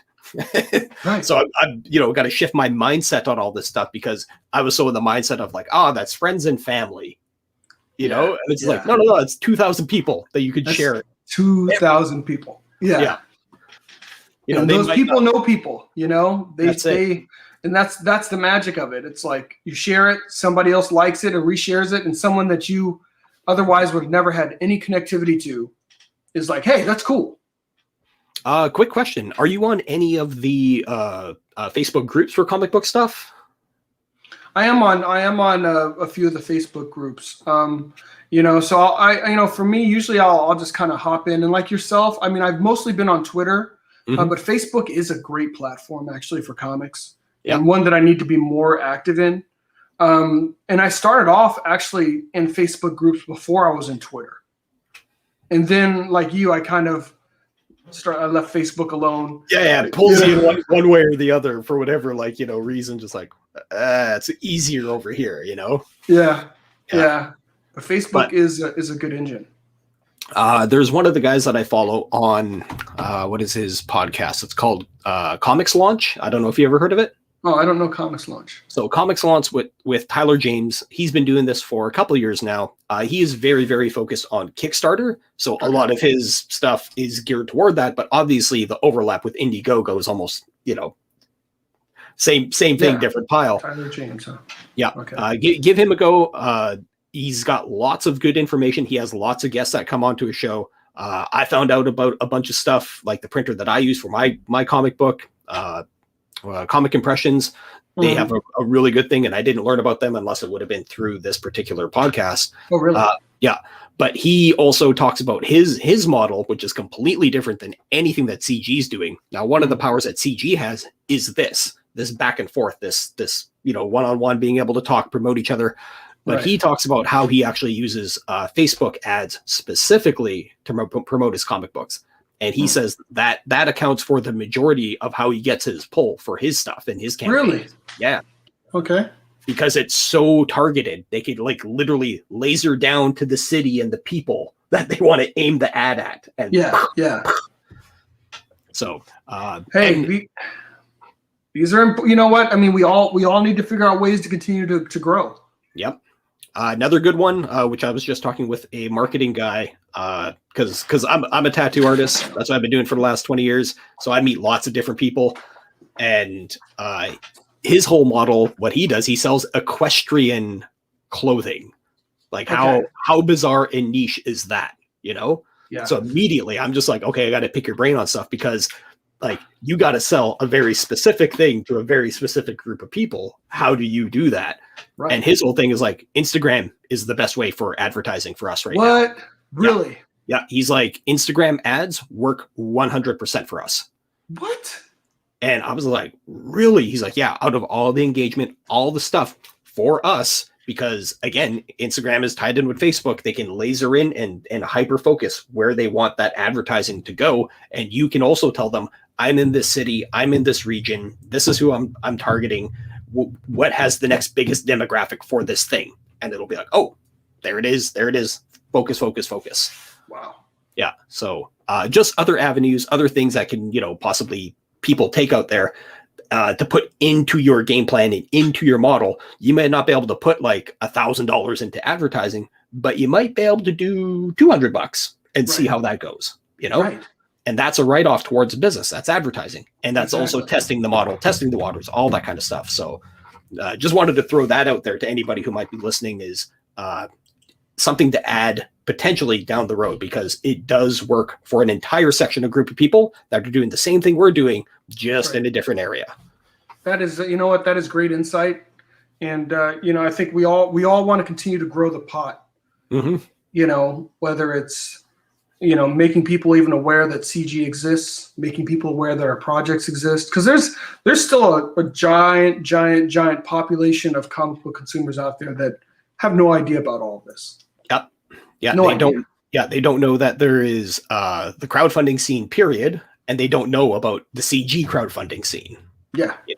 And I don't know how did you come into CG? Like, what was your draw into it? Because everyone has a story. Everyone has a story. So for me, I was making content primarily for my website, and I was speaking with an artist, and the artist said to me, "Hey, are you a part of CG?" And I'm like, "What is that?" It's Comicscape, man. Why don't you check it out? Yeah. So then it's like the first thing you do if you Google it or something, you've got just these diametrically opposed things that are being said about this group. And I asked him, I was like, well, you tell me about it. And he was telling me about CG. He's like, I think it's great. A lot of people are trying to get the projects out. I'm like, okay, so then what do you think of the downsides about CG? He's like, there's a lot of people that are saying a lot of things. I'm like, I guess I just need to find out for myself then. And that's when I just reached out. I reached out to, like I said, to John Malin. I had a Kickstarter going at that time. Mm-hmm. And, I told him, it's not like I didn't know the guy. I mean, I told him, I was like, look, I don't really know what CG is. Yep. My buddy told me about CG, and then another buddy of mine said, stay the heck away from it. And I just want to know for myself what it is. Yeah. So he had me on, and it was very candid. I mean, I learned a lot, and I said, at the end of the day, I just want to be with folks that care about making comics, care about backing comics, and are actually trying to be helpful. Yeah. And I'm like, you know, different people can take criticism different ways. For me, I implemented a number of those things immediately into my campaign. Yep. You know, I want to do a better job. I'm not worried about somebody sparing my feelings and my project not being successful. So, you know, that was kind of how I got in. And then it's like, it's just one of those things where it's like, I started going on shows and meeting folks. And then, so it wasn't like at some point where I just said, I am CG. It was just like, I realized like, oh, I'm in it. Yeah. Okay. You know, it's just kind of like you walk your way into a pool and you realize you're in the deep end. I was just like, oh, I'm in. Okay. Water's fine. Yeah. Like, there we go. Yeah. It's always interesting to ask people like how they heard about it, you know, and what brought them in, with interactions, all that kind of stuff. And it's always interesting to see it because everyone has a different take, different story, you know, and and for people out there that like my circle of friends that might be listening and watching to this, it's kind of not what Wikipedia says. Yeah, it's not. And at the end of the day, you know, and one of my buddies is like, oh, well, you know, so and so's on here saying this and that. I'm like, listen, when you get any group of folks together, any group in any context, you're gonna have people on one end and people on another end. Do you throw away the group because of that? I'm like, no. Yeah. I said at the end of the day, you know, for me, I am somebody who's loved comics since I was young. I love buying comics. I love making comics. And I'm like, and these are my folks. These are my people. I mean, that's what folks here do, you know? So I'm like, that's it. Yep. You know, I think we lose our way when we're looking. For me, that's the solidarity. Mm-hmm. You know, I'm like, we're all comic book guys and gals. Yep. That's what this is to me. Yep. You know, so any other differences, I'm fine with. I'm good with that. We're here for the medium. You know, we're here to make our projects. We're here to promote each other's projects. And you have a very kick-ass project in Magna. And it looks like with Black Tiger coming up here with the mailing list, this is the second volume coming up. This also looks badass. Very much in the vein of, I get the vibe of old school 70s Kung Fu action. Oh, man. I grew up watching Kung Fu theater. Hell yeah. So, I mean, like... Shaw Brothers. And oh, dude. So, I mean, but there's so many elements to it. And even kind of the gangster elements have some kind of like a Chow Yun Fatish type of feel to it. Yeah. You know, so it has... Yeah. It's definitely all American comic book, but it has Hong Kong feels to it, both from a Kung Fu and a gangster perspective. And just, you know, at the end of the day, the beauty of comics is, you know, what are your barriers? Your barriers are your imagination and of course your page rate, you know, if you got to work with folks. But that means I can go anywhere. I can do anything. I can mix and match anything. And as long as it's a coherent story, it's fun. Yep. And that's what I've done here. So, I mean, you're going to see all kinds of elements. Even as you scroll down, I mean, you see you know, it's like a giant dragon in a mall, man. Yeah. I mean, it's like, that would be a nightmare if you had a movie budget. But hey, in a comic book, hell yeah, all day, every day, baby. I don't know if you've seen the cartoon meme. It was like a panel, and it's the writer and the artist, and they're asking like, "Oh, what's the biggest challenge that you have?"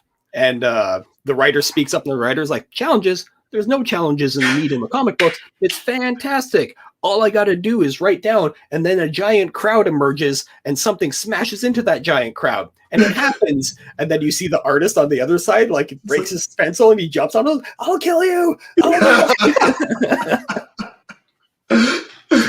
That's the beauty of the medium, and that's also the beauty of kind of the symbiotic relationship when you're working together. Yep. And you got to have that. If you're not writer and artist, then the writer and the artist have to have a very good understanding. Mm-hmm. You know, and my artists, they're always they know me, so they jump in. They're like, "Hey, let's go in a different direction," or "Hey, this is insane," or "Hey, you know, hell no," you know, whatever. And you get to a place where you've got something that all parties think is awesome. Yeah. You know, no, and having that communication between you being the writer and your team is vital for the end product, and because it's like a band, you know, playing together. Everybody has their part that they got to play, and when you sync up, and form like Voltron. Woo! Yes, sir. Hell yeah. Yes, sir. And that seems, man, it looks like you got yourselves a couple Voltrons happening here with Black Tiger and Magna going on. I think they're both the lions. I don't know if one of the cars and the lions. I think they're both the lions. Both battling for supremacy. It's not a an unwanted problem when it comes to projects. Yeah, no, exactly. But I mean, it's really this whole movement with CG it's really brought the love of comics back for me.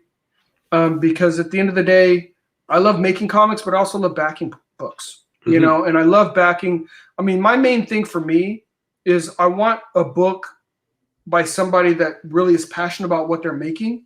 Yep. And is just going to go all out in what they're doing. I can read comics of all kinds of genres.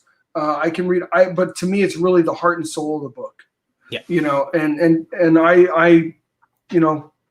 Some people I think are trying to find, they get upset because they're trying to find ultimate truth in comics. I'm trying to be entertained. Tell me a good story. Yep. And you know what? It doesn't matter if your theology is different than mine. It doesn't matter if your politics are different than mine. Be consistent in your own storytelling. Tell me a good story. Let's have some fun. Go somewhere with your story. Yeah. Tell me a good story that you can tell. That you can tell. Yeah. Yeah. Yeah. Tell me, like you said, a good story that you can tell. And if you tell an awesome story and you're in it, then I bet I'm going to be into it. You don't have to worry about my politics. You don't have to worry about my anything. Yeah. Just tell me a good story. And I think one of the good things that you're going to be doing when you come out with the second volume of Magna is having that number one volume with the number 2 volume, because as anything, that first volume is like, I want more. Exactly. And if anyone who missed out, guess what? You get both of them. You get them both. So, yep. And I think for all of us, as we continue to build and we continue to grow our respective models, we'll develop a library so then people can get the books. Oh man, I'll be right now. I've backed a number of campaigns recently where they were on their 3rd book, dude. So I had to get all 3. I was just like, oh, how did I not know about this? Yep. But now I have to get all 3. I have to. Because you know what? Yep. What am I going to do? Get issue number 3 and not get number 1 and 2? That's insanity. Yep. Of course I'm going to get all 3 books. Yeah, you got to have the ability and the option for people to hop on and grab it all. Yeah. And they will. Yeah. Yeah, there's no shortage of people out there that once they see the project and it's like, man, this is fucking dope. Oh, there's more of this? Well, didn't know. Okay, cool. Yeah. Do you have any other projects that you have in the pipe that are ready to go? Like I see you got, with Magna, and then you also got Black Tiger. Is there anything else you got burning in the back pocket there, or? So the other projects, I'm just trying to keep the pipeline going. Yeah. So it'll be, of course, we're fulfilling on Magna. It'll be Black Tiger, this first volume of this new series, and we'll also provide the first graphic novel, which was really an introduction to the whole world. So that first graphic novel was 172 pages. So we'll provide that. And then we'll provide the next volume of Magna, and the production is complete on that. There's just a few things that need to be touched from an editorial perspective, but we'll be able to hop on that. And then we'll hop on to the next volume of Black Tiger, and we'll just kind of keep the ball rolling. Then I have a couple of new projects going into 2022, newer, at least in terms of exposure to folks, the Posse and Orphans that I'll introduce into the universe as well. Nice.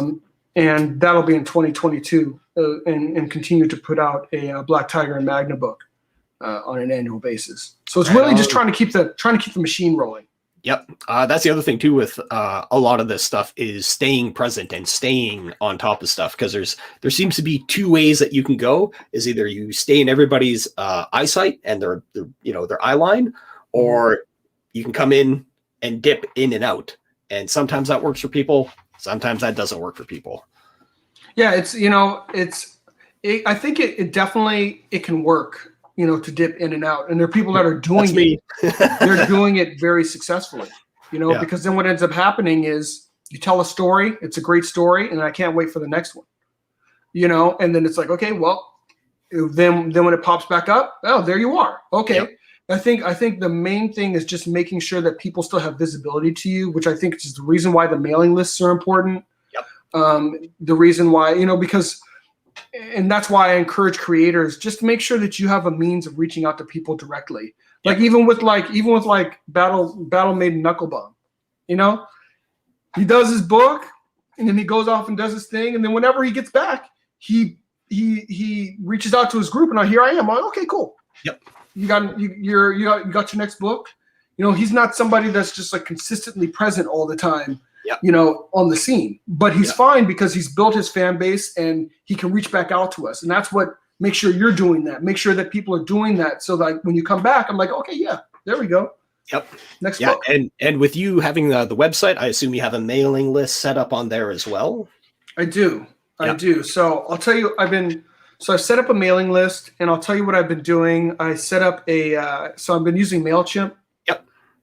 And what I'll do at the end of each campaign is then I'll take kind of the names from that campaign and I'll add it to the MailChimp.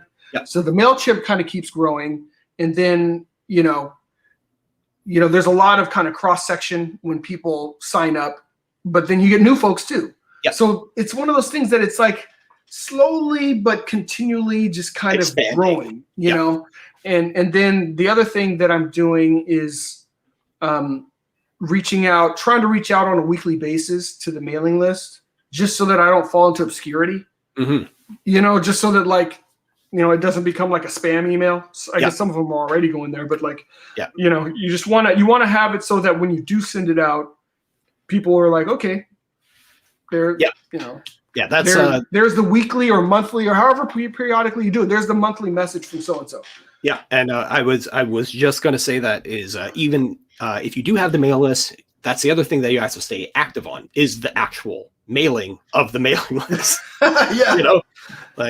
I will speak unto myself that I am not the best at that because it's just something that I have to work in, and just get better at. That's just the hard truth of it.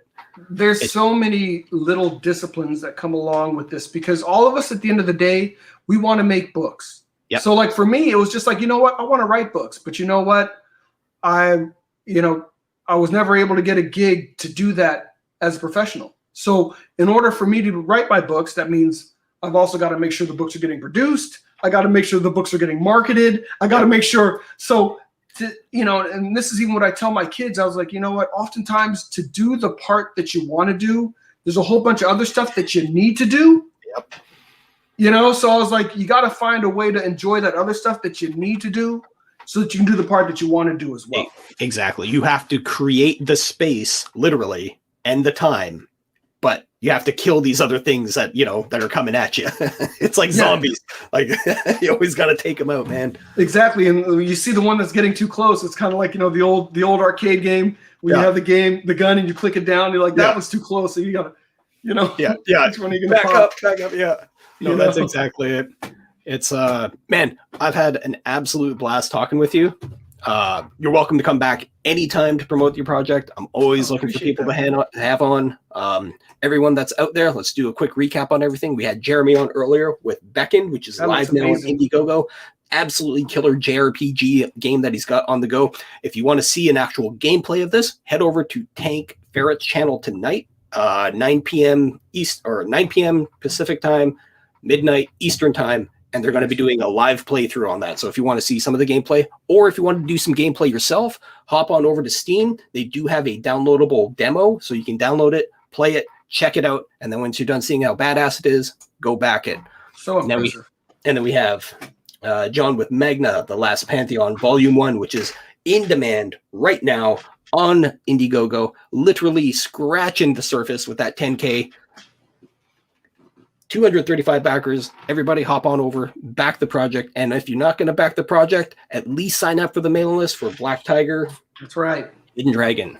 That's right. That is so that is actually the second volume in Black Tiger. Oh yeah. For those of you that missed out, this was the first. Let me see if I can put that on the screen for you guys. So the first volume of Black Tiger, it was a big one. It was 172 pages. Look at that, man.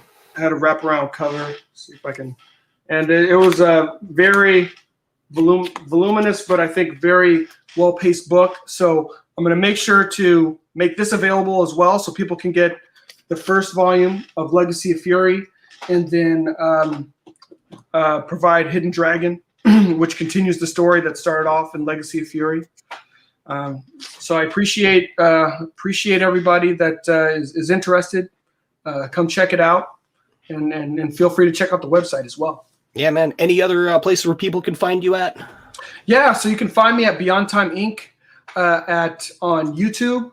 So I've recently just started posting weekly-ish videos, just trying to help creators, because a number of folks have been asking me about, they've got ideas, but they're having problems getting their ideas launched. So it's really just a series that's dedicated to helping creators to get their projects from their minds, into our hands, because that's what we want. We want to see these as books, ultimately. You can also find me at Beyond Time Inc. on Twitter and Instagram, and then Facebook is Beyond Time Comics. And I got your IG pulled up here. And then Beyond Time Comics is where I do a lot of my. If you do Beyond Time Inc. and Instagram, you'll see a lot of your Beyond Time posts. Yep. That's awesome, man. Yeah, everybody make sure that you follow us on all social media. Everyone can find me at The Ryan Cardinal on virtually every conceivable place. If you look in your grandma's kitchen, I'm probably in the cupboard there somewhere under The Ryan Cardinal. A little bit of housekeeping I want to do here. Anybody who's interested, I have my 100 brush pack available through Graphicsly. This is a little project that I did a while back. Forgot that I did this, and I got to be promoting this a little bit more, but I did 100 brushes up for Graphicsly. Head on over there, and this is all for different kinds of creations of comic book stuff, different effects, bokeh effects, markers, pencils, backgrounds. Look at that guy's mug right there. If you want to check out the little tutorial that I did, you can go check that out. And also through that tutorial, you'll be able to find my Gumroad, and on my Gumroad, I have some free brushes available there for Clip Studio Paint. And so with that is cool. Yeah, man, just trying to and if you can see here, these brushes that I made, there's like smoke brushes, rubble and debris, landscapes, and you can literally just drag, drop, pull it across. And if you're a comic book creator, it really helps with just a quick layout that you can go over, That's cool. I try to make these in mind with if you want to use them as is, go ahead. If you want to use them as a rough template, it works that way too, just to speed up the process. And also, if anybody out there that hasn't signed up yet, sign up to Caius, A Story of Blood and Stone, issue 1 and 2, which is now in the mailing list on Indiegogo. And if you sign up, it'll give you access to the secret tier, which is going to be only available to those people who sign up to the mailing list. What this does don't miss it. There's going to be an issue 1 and issue 2 that you will be able to only get through the secret tier. And as a heads up to everybody, for the first 250 people that back, I am going to be doing a little ash can of a project that's coming out in the future. It's going to be unnamed, and the only way you're going to find out about it is being one of the first 250 people that back the project. Oh, cool, man. I'm there. That's cool. All right. So I want to thank John Hervey for coming on here, promoting his stuff. Follow him on all social media. Want to thank Jeremy for coming on, and want to thank the chat, everybody that came by, hung out. Dojo Kun is out there, look at you there, look at you over there. You got Mighty Mo Biggs, yes, got ZADE there, and I just want to be bringing on more creators, more people, seeing what they're doing, and helping promote everybody and their projects, comic books, video games. I'm actually going to be reaching out to the guys that did my printing, and I'm going to see if I can actually get the printer onto here and talk about that side of comic books. That is a great idea. Just really being a resource. Yeah, because we always talk about the creator side of making comic books. How about we talk to the people that actually make the comic books? Right. Because there is a world of information that they have that a lot of creators out there don't know about. So just having that as a resource, I'm going to reach out to him. Hopefully I'll be able to line that up in the next week or two here. I'll find out. But until then, thank you everybody for popping by, and I will talk with all of you very soon. Long long ago, the earth was formed in the heart of our sun, forged in the crucible of the cosmos, in a realm where might, magic, and high adventure supreme. Let me tell the tale of a rider who is being hunted down. Her cargo is the key to her freedom and damnation. She blazes a trail across the foreign land and stalks the shoes of her pursuers in the crystal labyrinth as the dragon pass. The ripple of this moment cascades into a chain of events that goes through the lives of all the realm, especially a teenage boy named Nito.